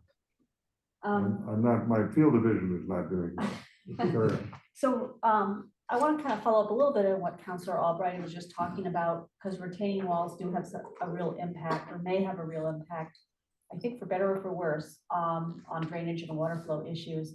And also, I just wanted to clarify that with our new stormwater ordinance, the best practice is to keep water on site. I mean, because something that the commissioner said about allowing a drainage into the storm drain in retaining walls would be less than ideal. And I'd like to know under what circumstances that would be allowed under our new stormwater, because generally speaking, water has to be kept on site. Yeah, that's a question for engineering. Okay. I'll just enlighten a little bit.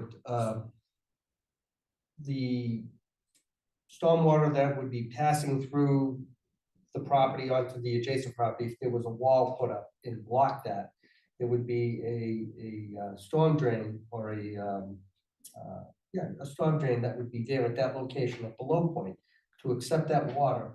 That particular water goes into the property's storm water system, which gets recharged into the ground. It's not going out to the street.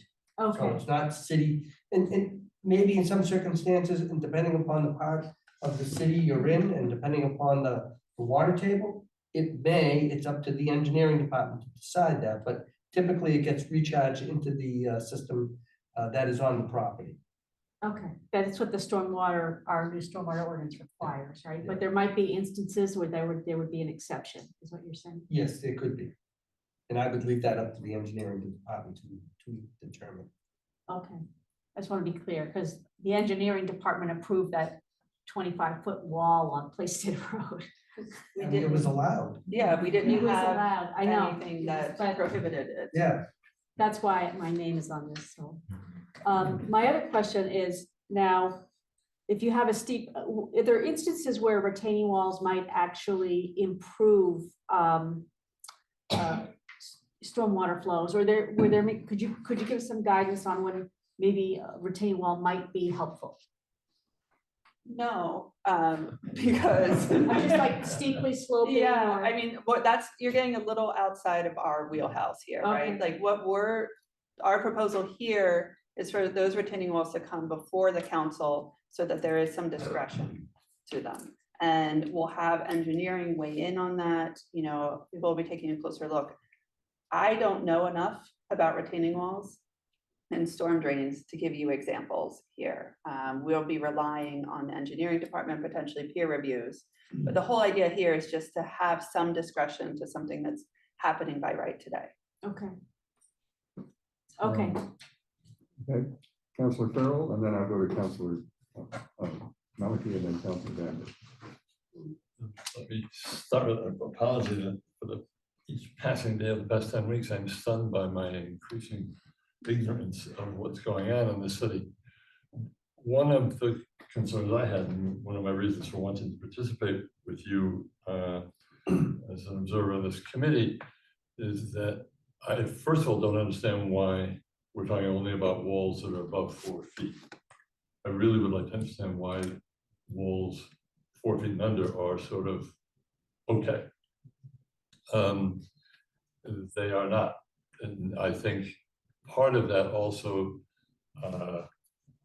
coincides with Councilor Lipoff's concerns about mounding and raising the houses up. I've talked with some inspectors or an inspector by ISD who said this is happening all over the city, all over Ward 8 now, where they're building retaining walls so that they can raise the level of the house. And so one question is, why do we accept the 4-foot walls?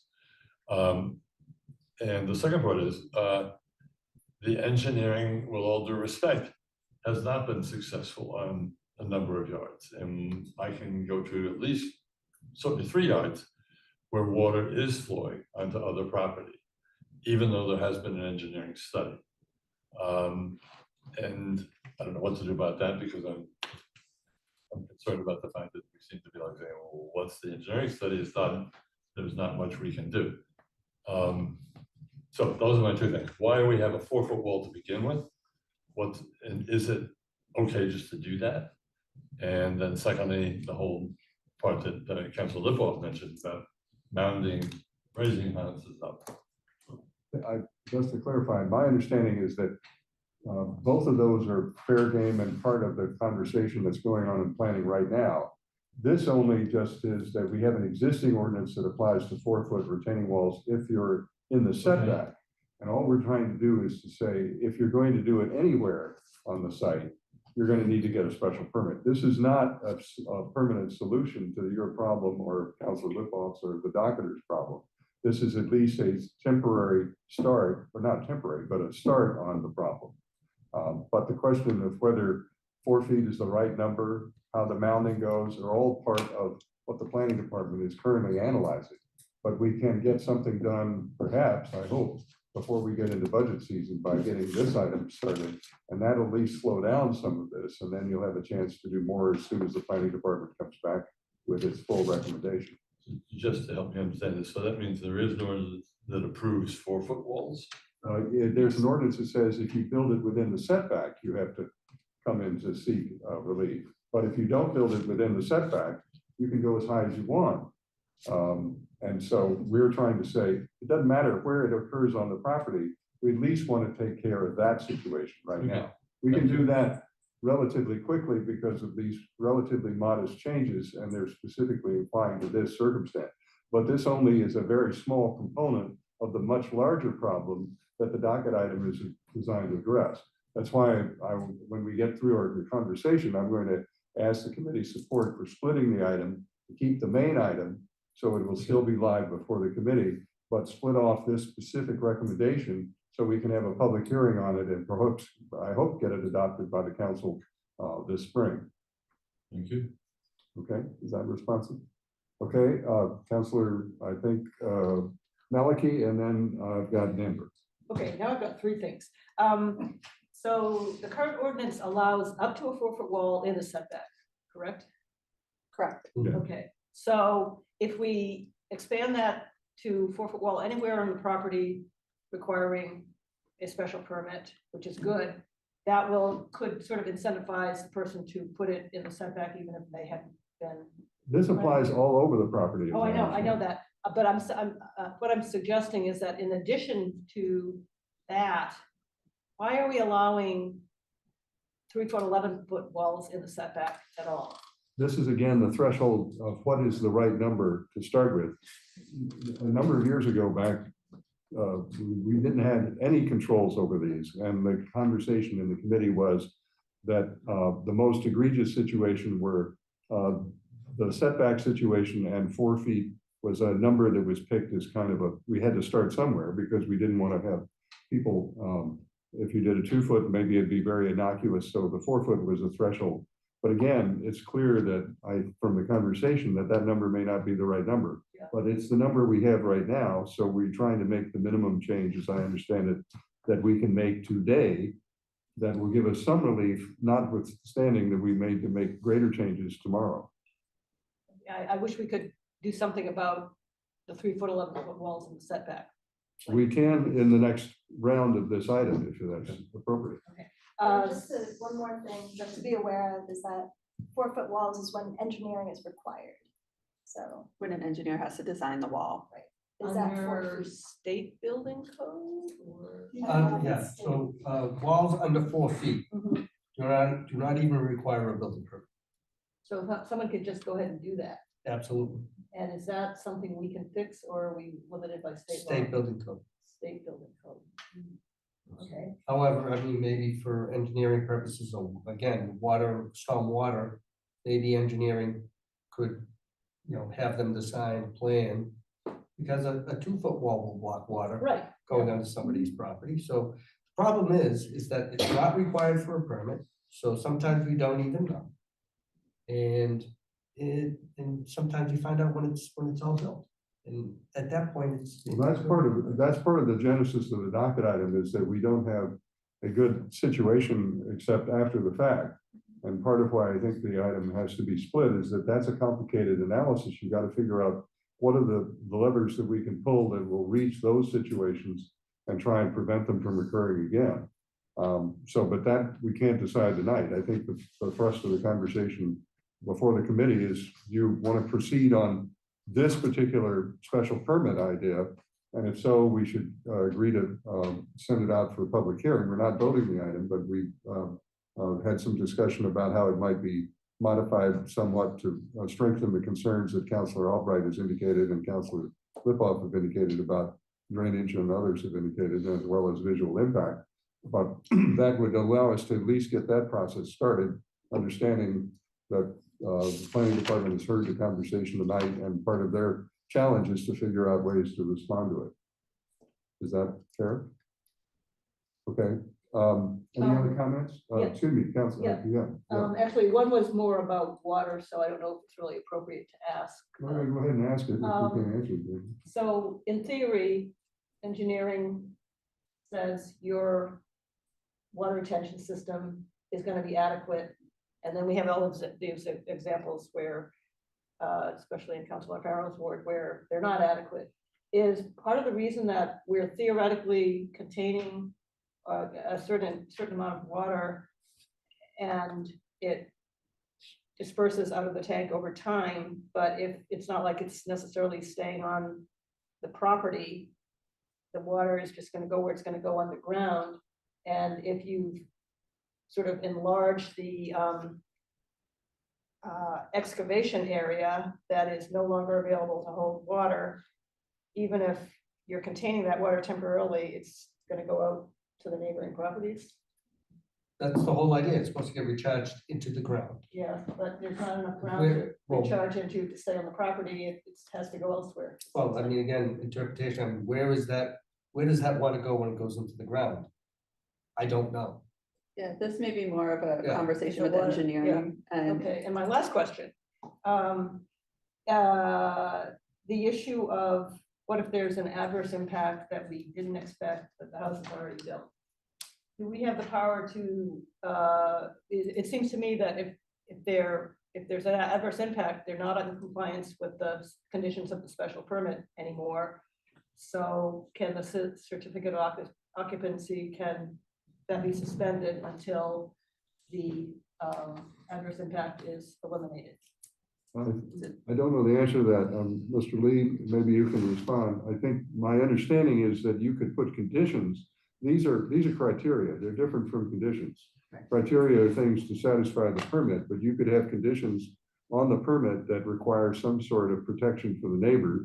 If that protection isn't affected, then I assume there's some enforcement opportunity through the city, but I don't know the full scope of that. Mr. Lee, or? Mr. Chair, the law department will take that under advisement, but just as a, initial take on it, you couldn't have a general condition that they just have to do something that's not going to upset their neighbors. It needs to be a specific condition of they need to do X, whether it be to maintain a stormwater system in a particular manner, for example. But we'll look. I mean, if something's not specified with regards to a condition, and after the fact, there's some regret that the city should have done a condition, well, that's not grounds to revoke a special permit. That's the reason the special permit process is so robust, and they have to go through a public hearing, and you hear from the abutters, and that there is all of this review by city staff. But we'll look at it if there could be maybe some hypotheticals from the council with regards to what kind of conditions they would look to, that would be helpful. Well, I think the question implicit I hear Councilor Malachi's inquiry is, there may be, as part of the item, as it emerges from a public hearing, might be some language about the council can reasonably condition the grant of the special permit to minimize the impacts that have been described. In other words, not just make the determination as terms of the criteria, but also say that this is an undertaking that has to be satisfied as part of the grant of the special permit. I don't know the answer to that, but that at least is an opportunity, it seems to me. Is that fair? Councilor Danberg, you've been very patient. Thank you. I have a question that's a little bit different than what we've been discussing. I can think of two streets that one street is, I'm gonna say 20 feet above the next street, and there's a property that runs between the two streets. A house was taken down. The house used to step down so that on one street, the entrance was where the other was at the height of all the other houses. And at the lower street, the entrance was at the height of the other houses. The new house on the lower street has a wall. It's not a retaining wall. It's a house wall. It's made of stone and it goes up, I'm gonna say 8 to 10 feet. So you walk along the street and the entrance is here and here and then up here. A full story higher than all of the other houses.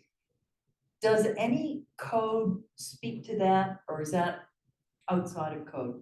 That's the next part of this that we're looking to come back with, is looking at the ways in which the sites are manipulated and how that impacts the height of the homes.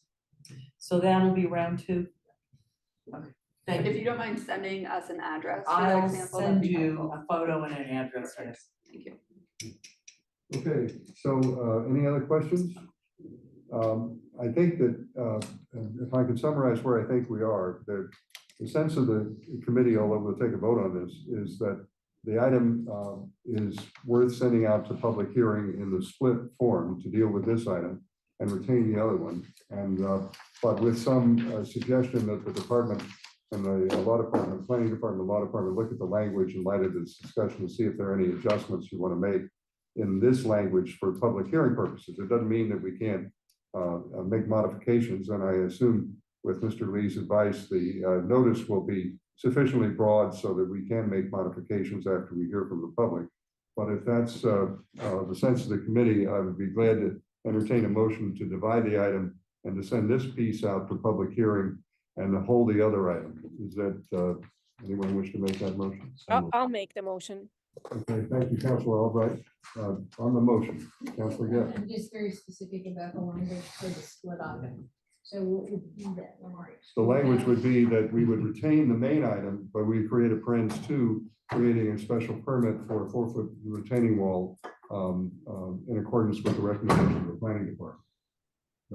And that would, I'm just wanting to see what would be in the public notice. The notice will be broad enough to talk about Okay. retaining walls within 4 Okay. feet subject to special So permit. it's not written yet. No, it has to be written after the, but we want to set, Ms. Norton, what are we talking about for public hearing date? April. April 8th. So that would be the sense of the committee, I think, is to make sure that that's clear in advance. And Right. I would love to have language to vote on, but I guess we're not gonna have that. well, I think we don't have, we have a recommendation, I think, let me just get to where we are. If it has to be written. You have the red line, the law department and the clerk's office take that and work out a public hearing notice from that, but it will reference this. But I think the question of what you're asking is really a different question, which is the split docket item. And that's a fair question. I don't have that specific language. We're trying to have the concept discussion tonight. Okay. But if you're agreeable to take it as a sense of the committee, what I would do is work with the clerk and so that we have something to come to the city council. And if anybody has any objection to the way it's framed, we can certainly deal with that at the council level. But I think the concept here is just to get us started on this tonight if we can. Is that agreeable?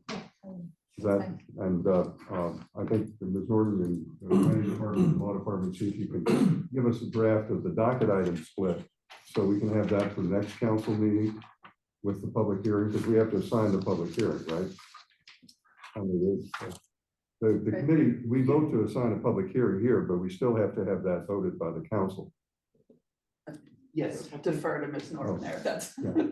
Sorry, so Yes. the point is that for next council meeting, we will need a parens 2 for this that reflects the discussion tonight. And I think that between Ms. Norton and the planning department, law department, and the chair, we can work that out if that's agreeable. We don't have that language yet, but that's the thrust of what we're doing, is to support the department's recommendation with the docket item. And then a public hearing notice that reflects the docket item that encompasses what we've talked about tonight. Is that fair? Okay, all those in favor of the public hearing and also the split item to be drafted in response to the comments made tonight? All those in favor will say aye. Aye. Opposed? Ayes have it. Okay, thank you. That's 7-0. We're missing one member of the committee. Thank you, Councilor Maliki and Councilor Farrell for your participation, as well as Councilor Leary. And Councilor Lipoff, as well as Councilor Greenberg. I didn't recognize you. Did you want to say anything? I'm sorry, I didn't realize that. I didn't see your hand up, but I didn't want to miss you.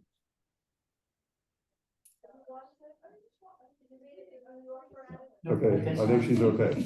All right. Okay, moving on. Thank you, colleagues. All right.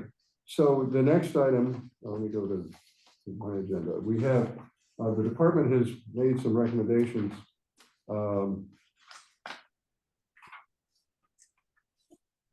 for some amendments to clarify the zoning ordinance and also about small businesses. And there's also an item 8524 discussing the preservation of existing homes. Because I think that the latter item is relatively, well, let's hold off on that. Let's do the two in the order we've got it. The first item is 13224, which is requesting discussion and amendments to Newton zoning ordinance chapter 30. Your Honor, requesting discussion and amendments to the Newton zoning ordinance chapter 30 in order to clarify definitions, edit missing or incorrectly transcribed provisions, and revise inconsistencies, not revise, revise inconsistencies in the ordinance. And then 13324, requesting discussion and amendments to Newton zoning ordinance chapter 30 to incentivize small business. For Honor, the Mayor requesting discussion and amendments to the Newton zoning ordinance chapter 30 in order to incentivize and promote small businesses. Now, we have memos in the packet from the planning department, which are quite extensive about what is involved here.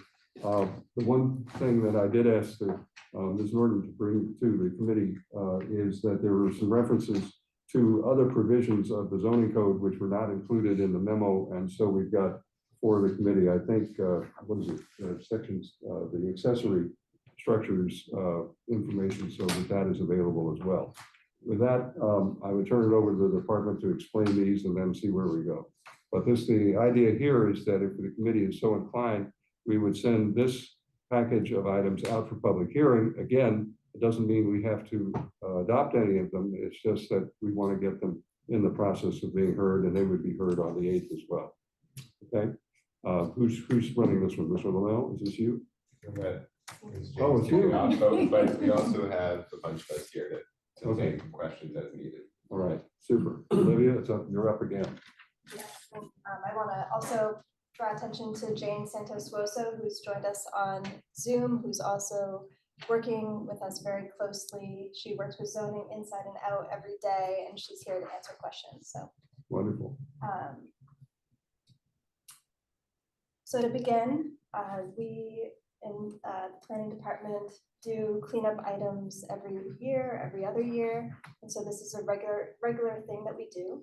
And the purpose is to really align the language with the practice and make everything consistent and clarify as we come across items that are not clear. So this has been split into 2 docket items, and this is primarily to help have a focused discussion.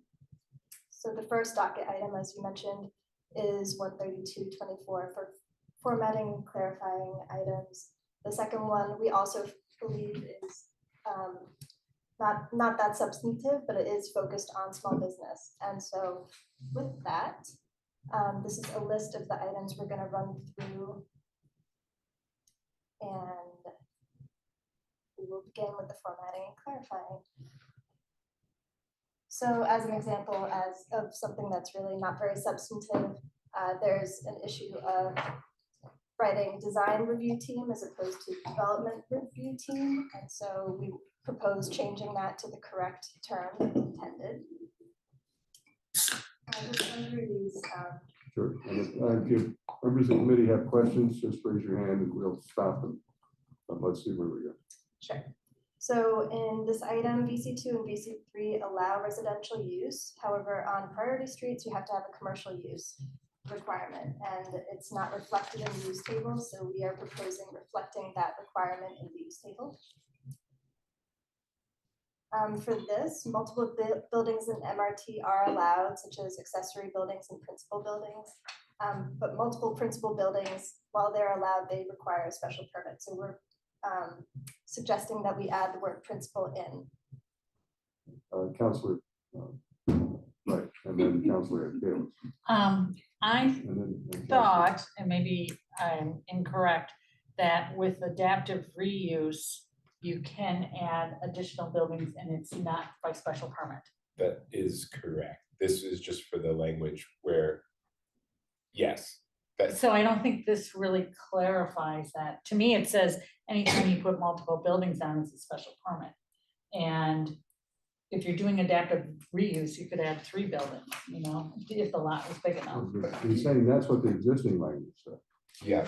So We're proposing adding the word principal to denote that it's when you have multiple principal buildings on the lot. Yeah, but if you're doing adaptive reuse, you're allowed to put principal buildings on it by right, by site plan review. by site plan review.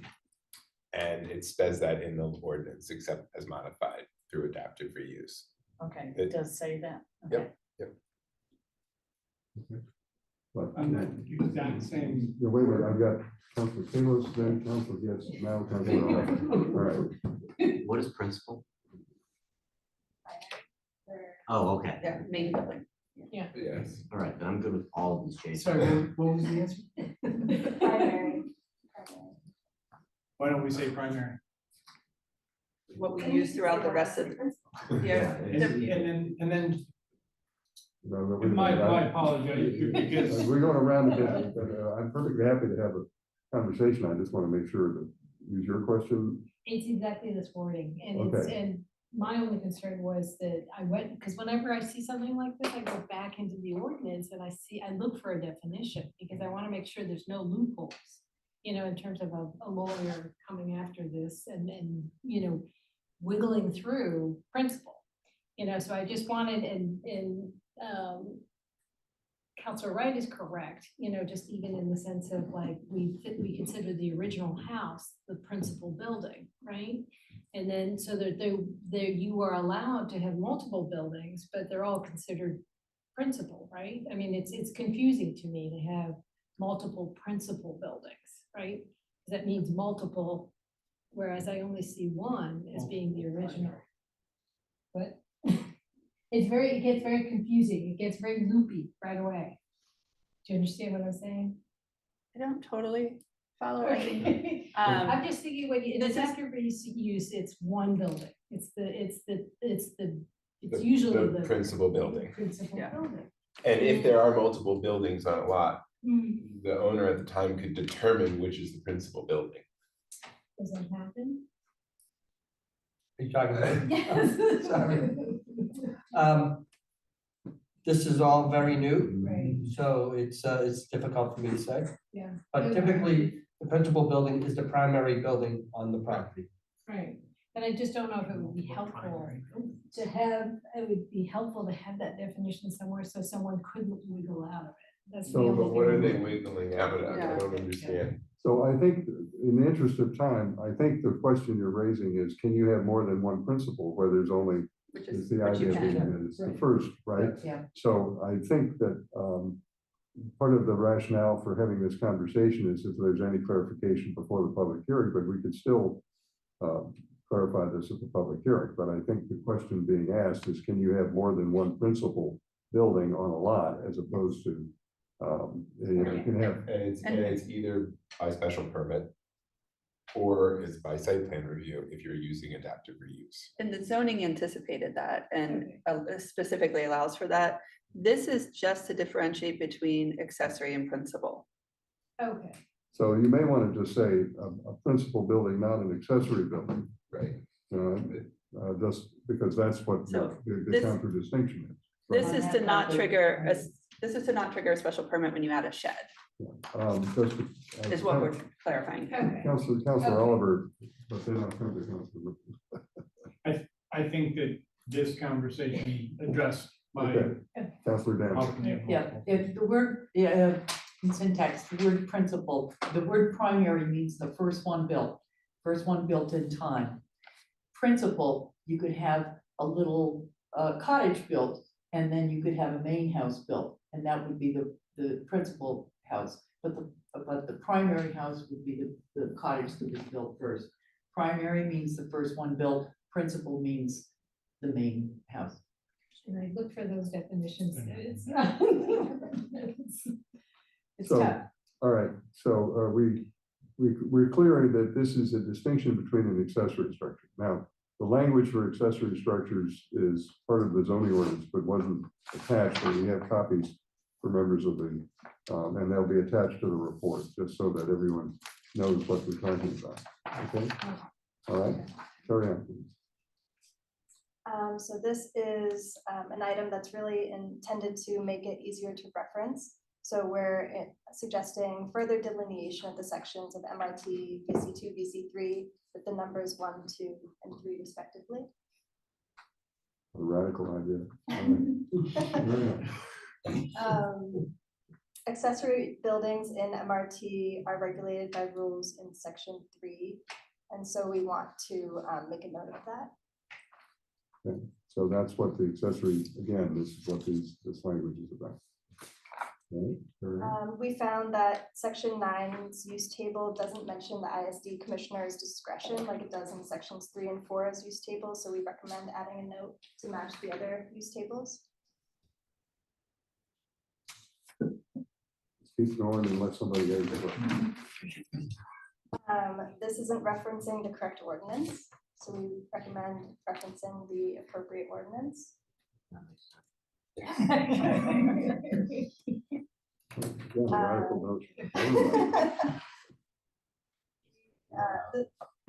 We suggest properly referencing the updated stormwater ordinance. And then because retaining walls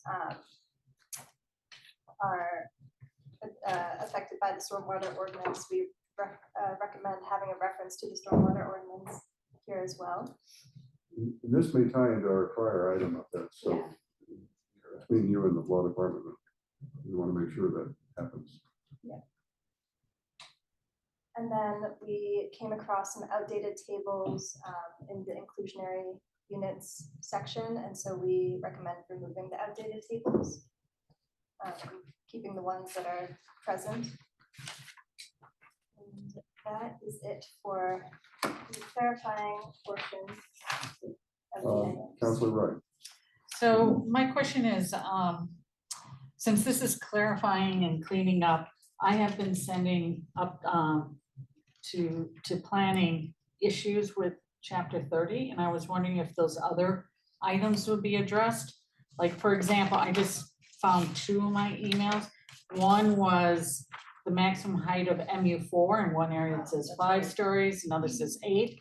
Another one, a table here is missing MR4, and there's other things like that that I've sent over the past 2 years, and I was wondering if that's gonna also be included in this.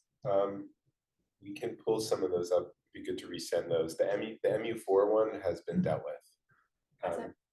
Yeah, it was dealt with. I checked the board orders. It was dealt with. And I think I emailed you that as well. But if there are other ones, just resend them to us, please. Well, you showed that it was correct, but I didn't know if you've actually updated chapter 30. Yeah, Oh, you it have. should be. Unfortunately, it's it's not organized very well that I have. I mean, I have to go through thousands of emails. I don't know if you were collecting them in a certain area. If you remember what they are, you can No, take a picture. no.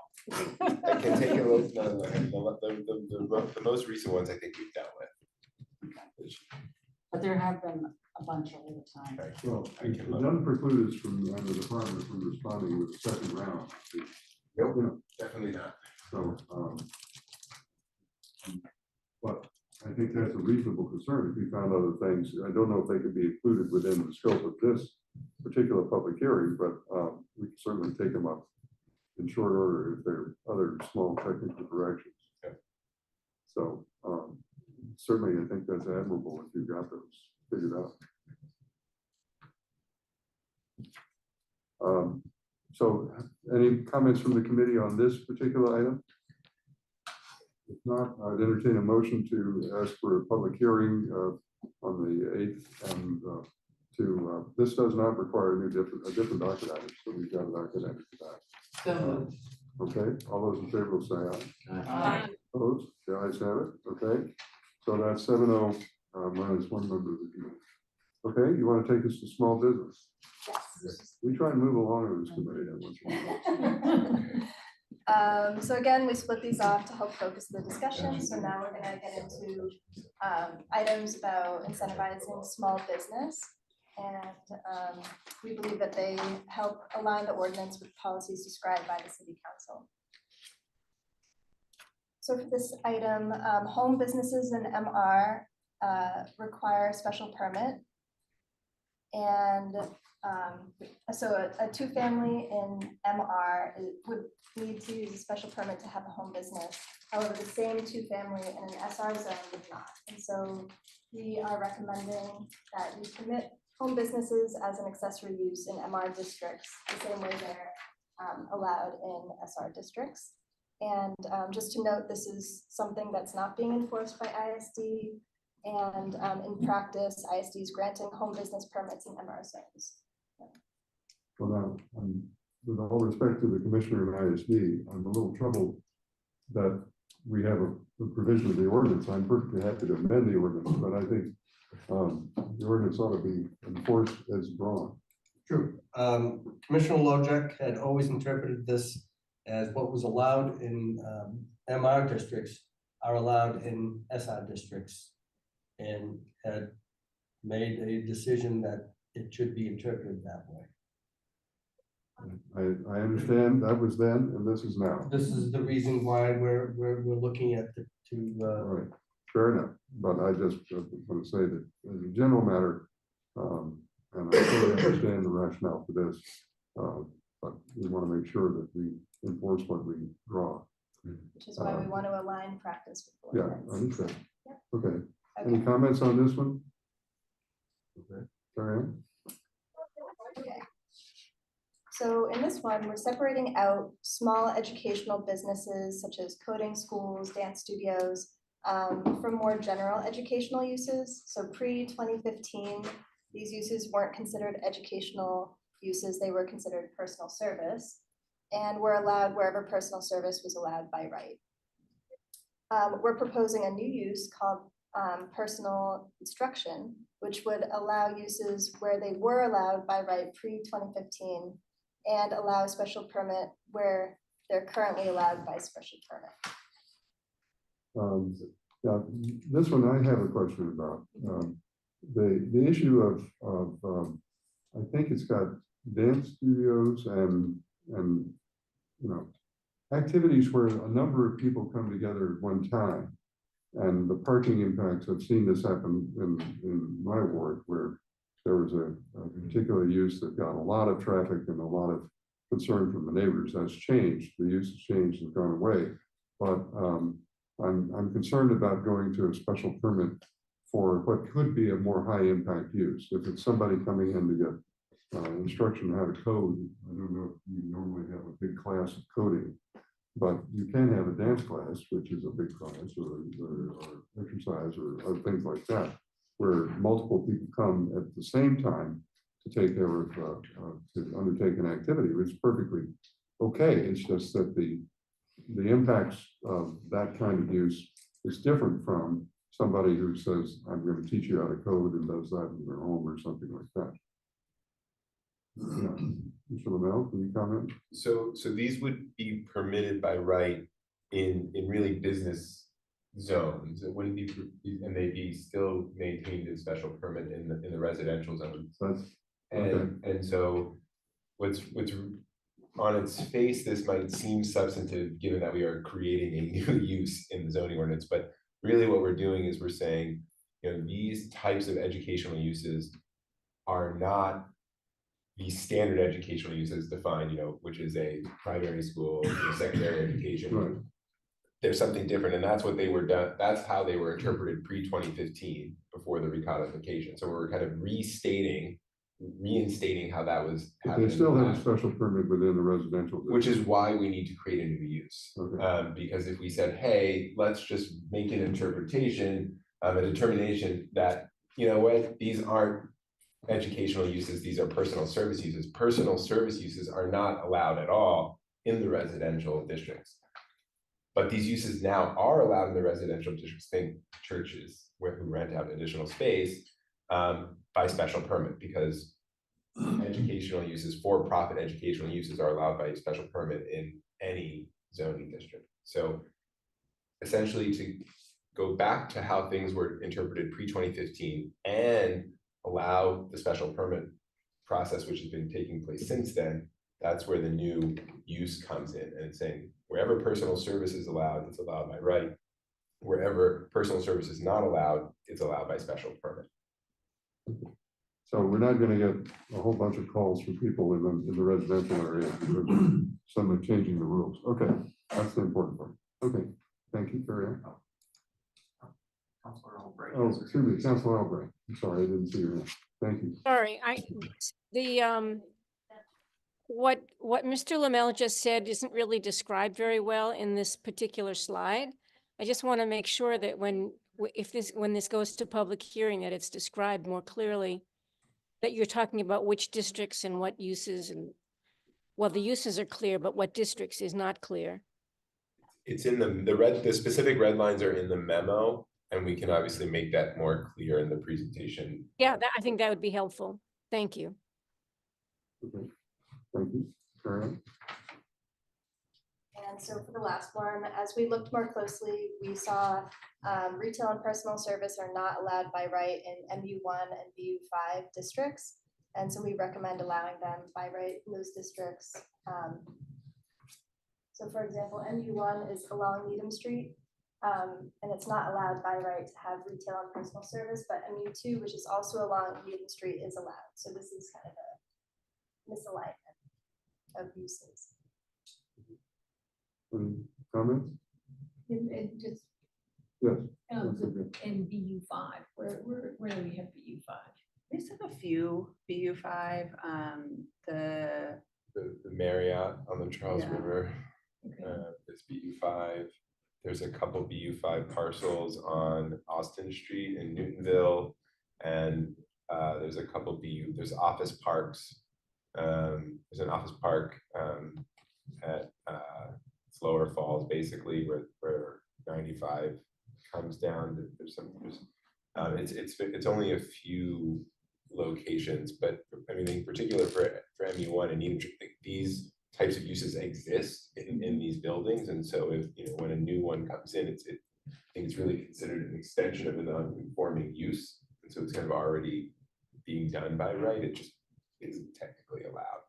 To be clear, on MU1, it's retail under 5,000 square feet that's Right. not permitted. Retail over 5,000 square feet is permitted. So we don't see a reason to only allow large retailers and to allow for the small businesses to locate there as well, which again, they are there. And you see turnover within those buildings for certainly, but just to clean this up. Okay. Any other questions? Carry on. Yeah. Oh, you got a Sorry. question. Just so that there will be for this public hearing notification to the BU5 and the Long Needham Street, those people? Just No. generally there will be, but it's just interesting to me because just identifying where they were, and just sort of. But generally speaking, we don't give a No, I know. site-specific notice. It's just,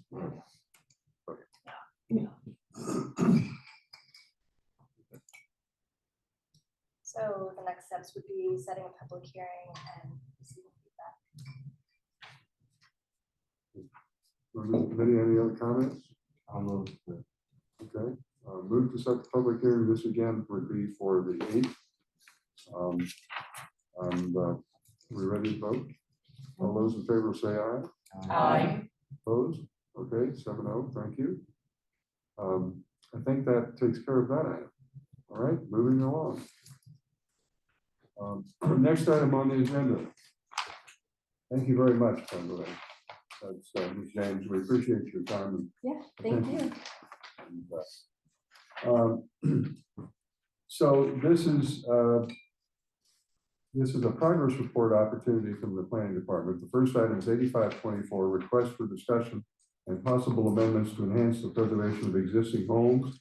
Councilors Baker, Oliver, Maliki, Kalis, Getz, Lucas, Lobovitz, and Wright requesting a discussion and possible amendments to chapter 30 zoning or other city ordinances to enhance the preservation of existing homes over their replacement by larger and more expensive structures.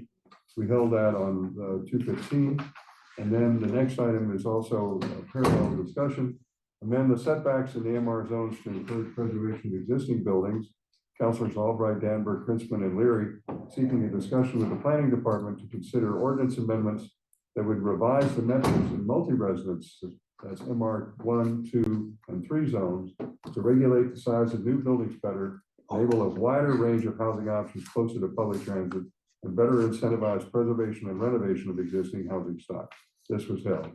And so just to give background to the committee, what we talked about initially was the concept, and then the planning department has been charged to come back and inform us about where they're going with it. They have a memo in the packet, but I'd offer the members of the department a chance to explain where they are. And my hope is to sort of keep these two items on the docket about every month until we figure out some response. And then also we're working on the parallel item regarding the grade changes, because I'd very much like to see us do something on both items, both sets of items this year, not just wait till the end of the term. So who's on deck on this one? Mr. Lamel? I can take this one. And clearly those items these are all interconnected. Yeah. And need to be discussed. So I think, as you said, this is just an interim update, and hopefully we can come back in a month with a bit more robust presentation. But I think what we wanted to say here is, first and foremost, I think, you wanted to take a look at what other towns and cities are doing, and we will do that. So that'll be a part of the larger conversation. I just got a piece of information about Needham, that they're looking at something, and then I added this piece about Lexington, about a failed town meeting vote to essentially reduce FAR. So we'll be looking at those in particular, given kind of relevance and comparisons. But looking in our own backyards, I think we shared last time, there are demolitions happening at a rate of about 100 per year. That's been consistent for a very long time now, but we need to do a deeper dive into those demolitions. And so the first step is to kind of create a usable data set, and it requires us pulling information from inspectional services on permit data. It requires us to pull information from the assessor's database, because we want to get values, we want to get previous uses. And so we essentially have that data set now, but it just took us a little bit longer to get to something that's usable, where we have essentially over the last 5+ years, looking at when a single family or 2-family home was torn down and a by right single or 2-family home replaced it. I think it's going to be a bit, we have about 600 in my list. It's going to be a bit smaller than that, because few properties have been demolished in the last year, and there hasn't been obviously a replacement. But we can begin to start coming up similar to the grade change item. I think once we do that analysis, come to you and say, here's what we're seeing. here's one or two items that may be fairly quick. Potentially, I don't know. These could be some quick items, that the council can move forward on. And here are the more complicated ones that we think these are the kind of touch points that we think can make a big difference, but they're going to require more analysis. One possible short-term one, just as somewhat of a preview, I think Ms. Kyer was looking at special permits where an increase in FAR was requested. Obviously not every special permit, but there are requests for single and two family homes to increase the allowed FAR by special permit. Just removing that allowance by special permit would handle, multiple properties potentially, at least on their appearance and what gets built. The longer term fix, again, how do you tackle an FAR reduction? And again, I just will point to the Lexington example where, what they had proposed was supposedly about a 5% reduction on smaller lots and almost a quarter, 25% reduction on larger lots, and that failed. Even though it seems like there seems to be support that they want to reduce the tear downs, the measures still failed. So I just wanted to highlight that why reducing FAR is a bit complicated. Okay, Council Kalus and then Council Webb. So I appreciate the memo. I'm glad that we're still at 100, approximately 100 a year. Can you go back at least 10 years, at least 10? Or can you go back? I mean, I prefer you go 15, but I'm asking at least 10 because I want to see a type of trend, if possible, more than 7. And then can you break it down by ward? Yep. And can you also kind of add into that major changes that we've made in zoning over that 10-year period, so we can see if there was any impact? Because it's really this whole trend line that I think is important. It might be that we see shifts in the wards, and that's things that I want to kind of tease out of this, because that, I think on a ward by ward basis, it could be very different. I definitely think we can show by ward. I'll get back to you. I'm going back 10 years. I think we could. It would just take a little more time to get that up and running. I don't think there's, and I would say that there probably hasn't been any major zoning changes to the residential section over the last 10 years that would warrant things like, I mean, we did add we had an FAR, which we didn't have. But that was more than 10 years ago. And then what about the structures? The problem with Energy code is a big the one. energy code is a different one. The issue that where we spent a fair amount of time is that the old rule was that you had to build within an FAR if you built a new building. If you were adding to an existing building, you didn't have to meet the FAR. And what was happening is that people were taking a very small property and adding a huge structure to it and not tearing down the old one, but preserving enough to qualify for, and saying, I think it was 50%, but even then it was, the question was what was preserved and what was not. It was a very interesting conversation. And so that's when we went to the rule of having an FAR for all buildings. And then the question was, what is the right FAR? And one of the questions that came up was, well, do we want to let people in smaller lots expand more because they have a smaller lot than we would in a big lot? We have a more restricted FAR in a proportionally speaking, not numerically, but proportionally to a bigger lot. The problem has been that people have taken that with the setbacks and gone all the way out to the setbacks. And so it's a case where there was an attempt, I think, at the time, in the best of intentions, to allow a little more opportunity for people on small lots to do something proportionally more than they would on a bigger lot. But the impact has been that it's not been renovations that have happened, it's been actual demolitions and new buildings that go all the way out to the line. So that's part of why we are trying to sort this out. Is that gets exactly to it. The other thing, the one other thing I wanted to throw out too, and this is more of us as a committee to decide, are we just going to assume that whatever was replaced over these 700 or whatever we're going to see were larger structures that expanded all the way? Or do we want the planning department to do some work into understanding, okay, what was actually built? Well, I think we're doing both, because I think part of the, as I understand it from our prior conversation, the challenge is that it's not just that we're losing the smaller structures, which are for better, there's nothing, I hesitate to call them affordable, but less expensive structures. But we're also seeing things that replace them that are not desirable. And so this is part of the conversation we just had about the grade change. That's mirrored not just in the grade change, but in the structures themselves. And so there's a dual focus here, as I hear it from Mr. Lamel, on both what they started with, but also what they end up with. And it won't be perfect, but essentially, we have, and the 10-year question will be interesting, just that, so the assessor's database is kind of a living database. It's not, I can't necessarily go back to the assessor's database that existed in 2013. And I need that to say, this is what existed prior to development. They have the assessed values, but I'm also looking at square footages. And so I think to your question about assuming what was replaced, I mean, I'll be able to say to you, here's the average square footage of the house that existed pre-demolition for single family and two family and, you know, condominiums or whatever. And here's the average square footage for the new development.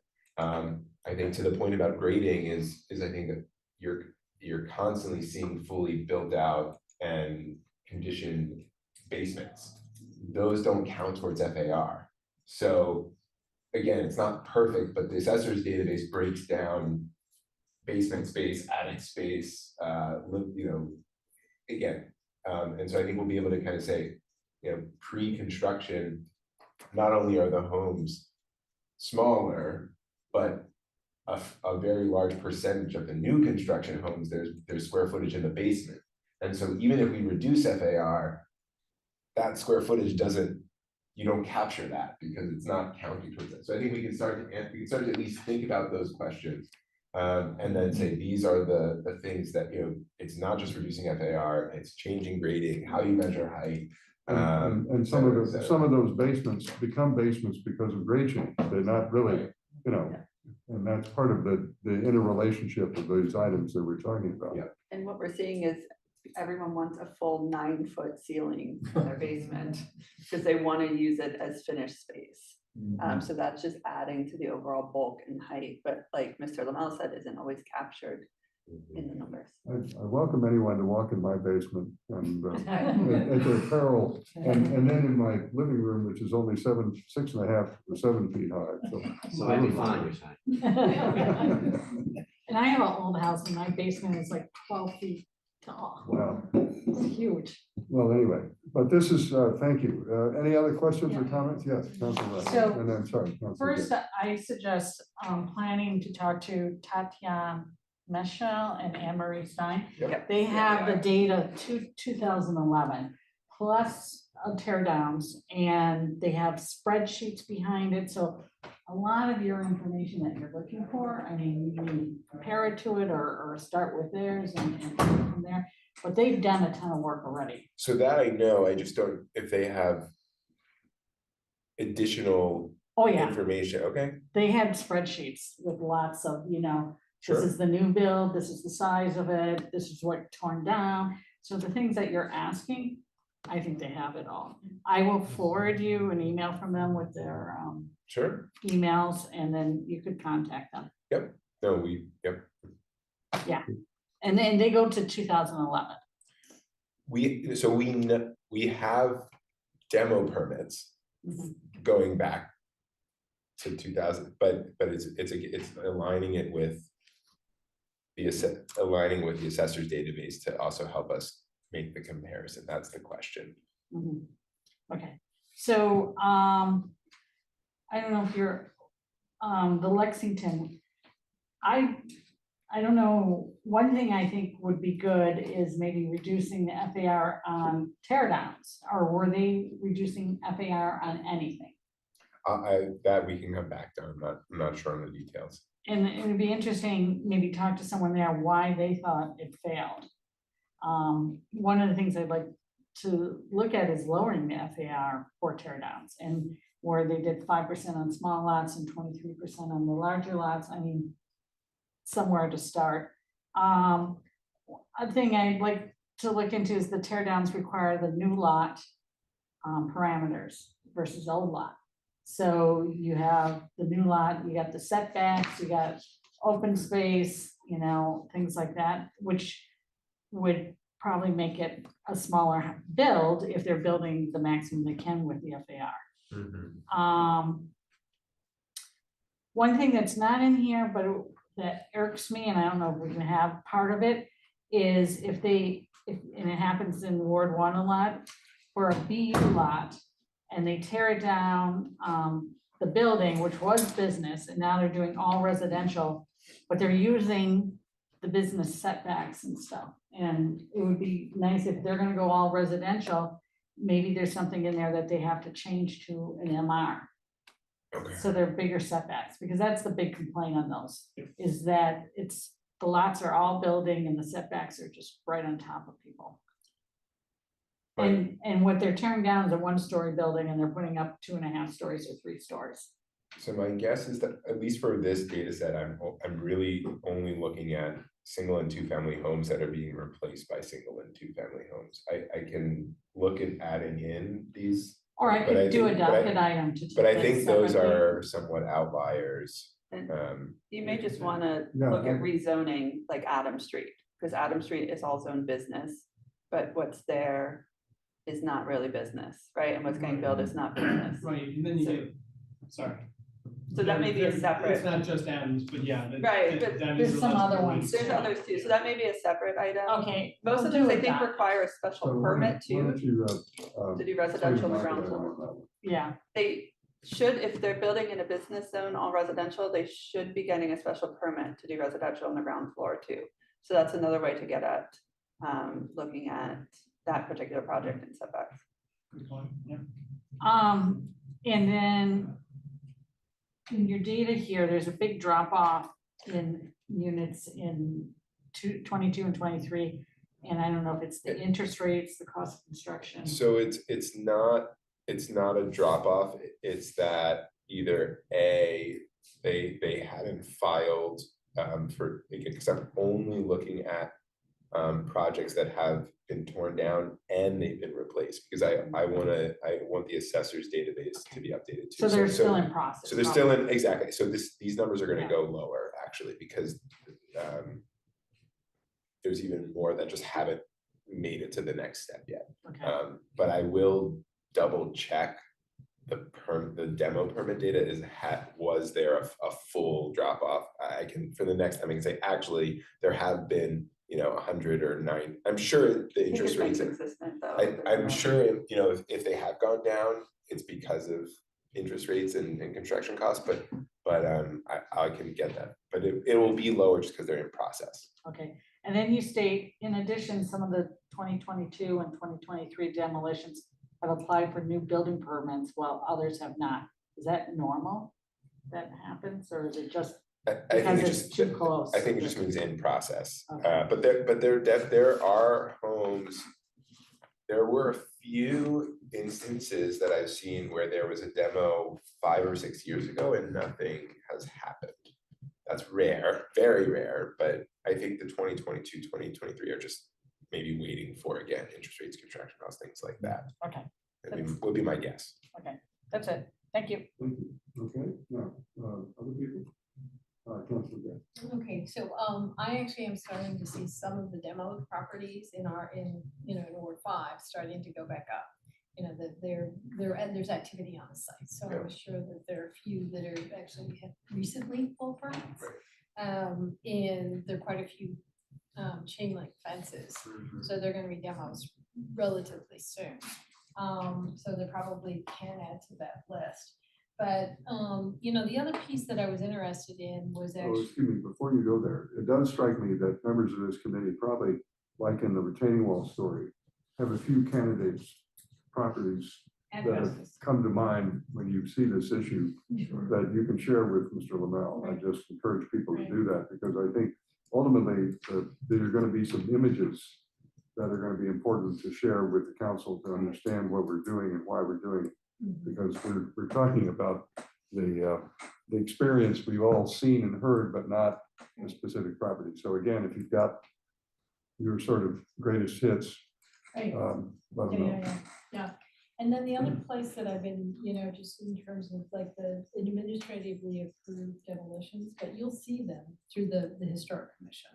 Because they will come in and they'll pull a demo permit, so they make it to your list. But there's a big black box, just in terms of like the amount of administratively approved historic commission reviewed properties. So it doesn't happen and the fence goes up and that's how she finds it, because the fence goes up and then bing, we know that that's a property that's been administratively approved. But so there are a few of those that are queuing up right now. Yeah, those are all online too, because they still have to apply. Right. So they Right. have to, there would be a record Right, but online. it'll also be part of the historic commission record, in Yeah, terms of. if you have specific ones, I would Yeah. let them know. Yeah.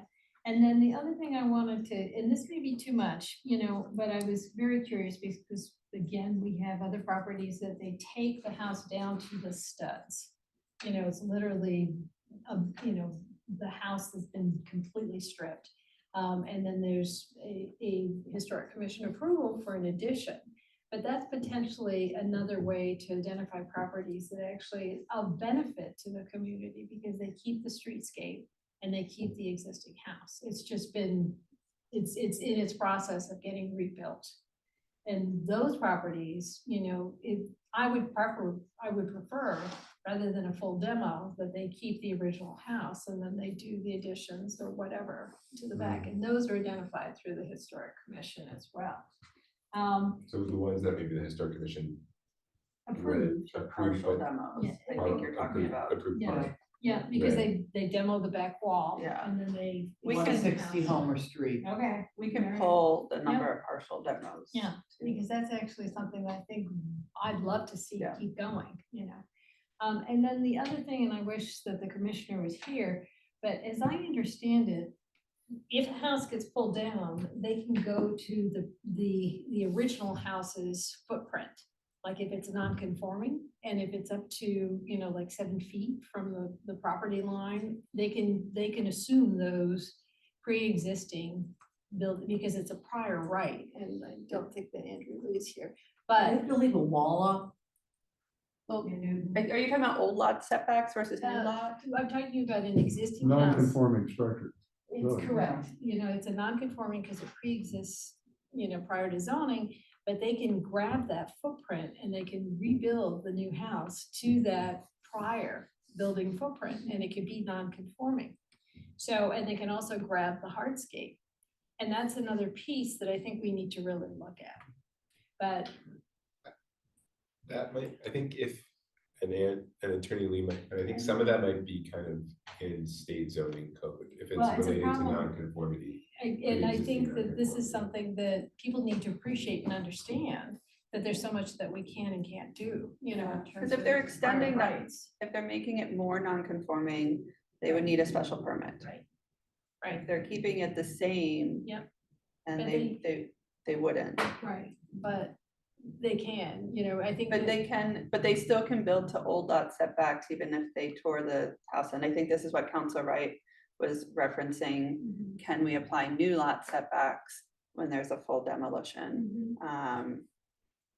This is right We now. tried that, in the prior iteration of the Well, moratorium, we talked about it, but Right. we still. right? It But I won't think- I think- prevent tear downs, but it affects what ultimately what Right. gets built. Right. So, Right. and- No, I think that's, just that I was really curious to find out how many houses were in that second category. That they were literally down to the studs and they were doing, it would be through the Or partial historic commission. demos. Yeah, the partial demolition on the back, because I think that that's actually something I would like to see supported. Yeah, we can pull that for the last couple of years, going back Okay. further. We don't have a way to run sort of a report and pull that data. 2 points on what Council Getz just said. In some towns, I know you have to keep a wall up if you take a wall down and you're non-conforming, then you have to go to the conforming I think you location. might too. I think in us, like, Yeah. we'd have to look at. And you get, the spirit of it is Mhm. violated in that they will just leave a wall up with 2x4s keeping the wall up instead of having the integrity of the house Original, yeah. retained. And what was the other thing you talked about, the wall and then back to the studs. Great. I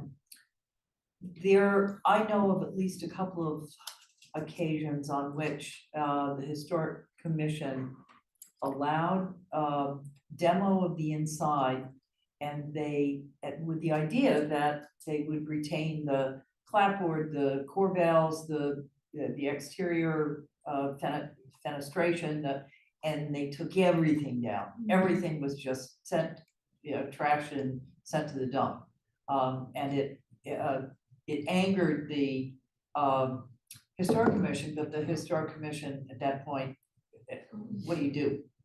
So I think we need to kind of look at, is there a penalty that we can create that has teeth? So that's a little bit separate. So that's under the historical commission's purview if they're approving a set of plans for a waiver or something on a landmark, and that would be a violation. What we're talking about here is more zoning changes that affect, the bulk of the building, where the building's located. That could be relevant if we talk about some sort of incentive for reusing. But we're not getting into, as part of this, we're not changing anything or proposing changing anything in like the historic ordinances. Enforcement is a legitimate concern, Yeah. and maybe a separate item. Yeah, I think it's a little separate from this. Councilor Getz. I just have one more question. Are there disincentives for demolition? Like I was very curious whether or not we could actually sort of, because I looked at the fee schedule for the demolition and it's just simply for the process of demolition. But are there other communities that actually make people pay for the environmental cost of getting that amount of tonnage, of that debris and that waste into, the landfill? So I didn't know if that exists, because I think that may be a way of, like, rather than spending what they do to pull the demolition permit, but they have to pay the $10,000, $15,000, $25,000 to demo a house. I just, Well, that goes to the potential remedy. I think part of the challenge is fees are supposed to cover the cost of the regulation that they implement. And if you're doing something more than that, you've got to find some separate authority. That's trickier. I just didn't know who could do that. And I would probably put it as the disincentive to tear down would be in the form of incentives to not, and I think you get, we did that in a way with MRT where we said, if you save the building, you can expand it. If you save the building, you don't have lot coverage, you don't have open space requirements. You're able to take it, you're saying the preservation of the building is greater, is the benefit. And so we are letting you do these things. And so I'm just curious about just even weaving it into the, what we're doing in Well, terms of carbon. it may be that that's part of it. I think that, I think it's important to distinguish for purposes of our analysis, the situation where somebody tears down a smaller structure, puts up a bigger structure, from what do you do to respond to that? In one case, you might say, all right, we're not going to let you put up a bigger structure. The other, you might say, we'll let you put up a bigger structure provided you do X, Y, and Z. Right. And so I think part of our conversation is to sort out at least what is happening, because I think at least my perception of our public input, and all of you have your own conversations with constituents, is that people are looking at before and after and saying, I don't like this. And so the question of how to avoid the after is part about what's happening to the before. So Yeah, I was just I want to think about the framework of the environmental cost of demolition, and whether or not. well, that's a legitimate concern, and certainly we've taken that into account for trees. I don't know if we can do it for buildings, but certainly did it for trees. All right, do you have enough additional guidance? Guidance is probably the wrong word, but certainly input. questions. And Councilor Malik. Just a thought, following up on Councilor Guess's question, rather than trying to quantify a cost, like an environmental impact fee, could we require deconstruction of a house rather than just, the whatever bulldozer or whatever comes in and turns it into just a commingled bunch of debris that they take somewhere, and maybe somewhere they're sorting or whatever, but require deconstruction of, separate bricks, things that can be reused from things that can be reused. That's a fair question. I think that's a broader remedy. I mean, I can tell you my house was moved on rollers in 1907, and so that was how they dealt with Very cool. that kind of problem. They didn't tear it down. It was too valuable to tear down. They just moved it.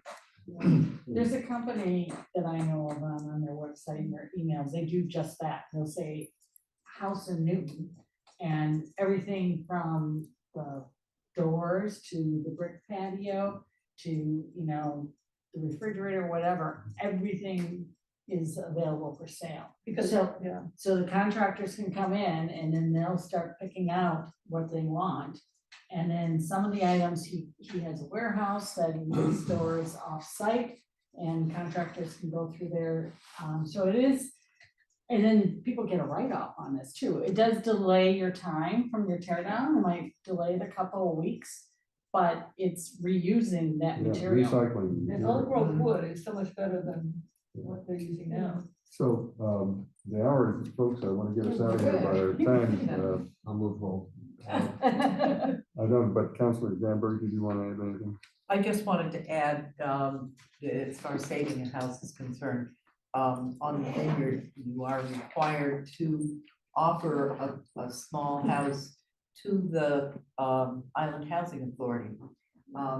You then, and if the Housing Authority wants it, and if they have a lot for it, you take a tax write-off on the value of the house, and the tax write-off is, let's say, $30,000 or $40,000. You donate that $30,000 or $40,000 toward the move, and the move will cost the $30,000 or $40,000, so it's a wash. It costs you nothing to donate it. You don't have to pay to get rid of it, and a housing a home is saved and created for affordable housing. We're passing on that information. Okay, so we have a motion to hold. We look forward to the next installment of this fascinating conversation. All those in favor say aye. Aye. Opposed? Ayes have it with 7-0. And the last items are just item 13624 and 13724. These are appointments to the Newton Affordable Housing Trust and reappointment of John Downey to the Urban Design Commission. I'm sorry, Judy Weber to the Newton Affordable Housing Trust. These are reappointments. Our custom is unless a member of the committee wishes to interview these candidates, we entertain a motion to approve them. Can we approve both of them? Yeah. we can. Now, I move to approve both. Councilor Danberg has moved to approve both items. All those in favor say aye. Aye. Opposed? The ayes have it, 7-0. All right, I think that takes care of our agenda for tonight. We are done at 9:43. All right. Okay, thank you all. Since you're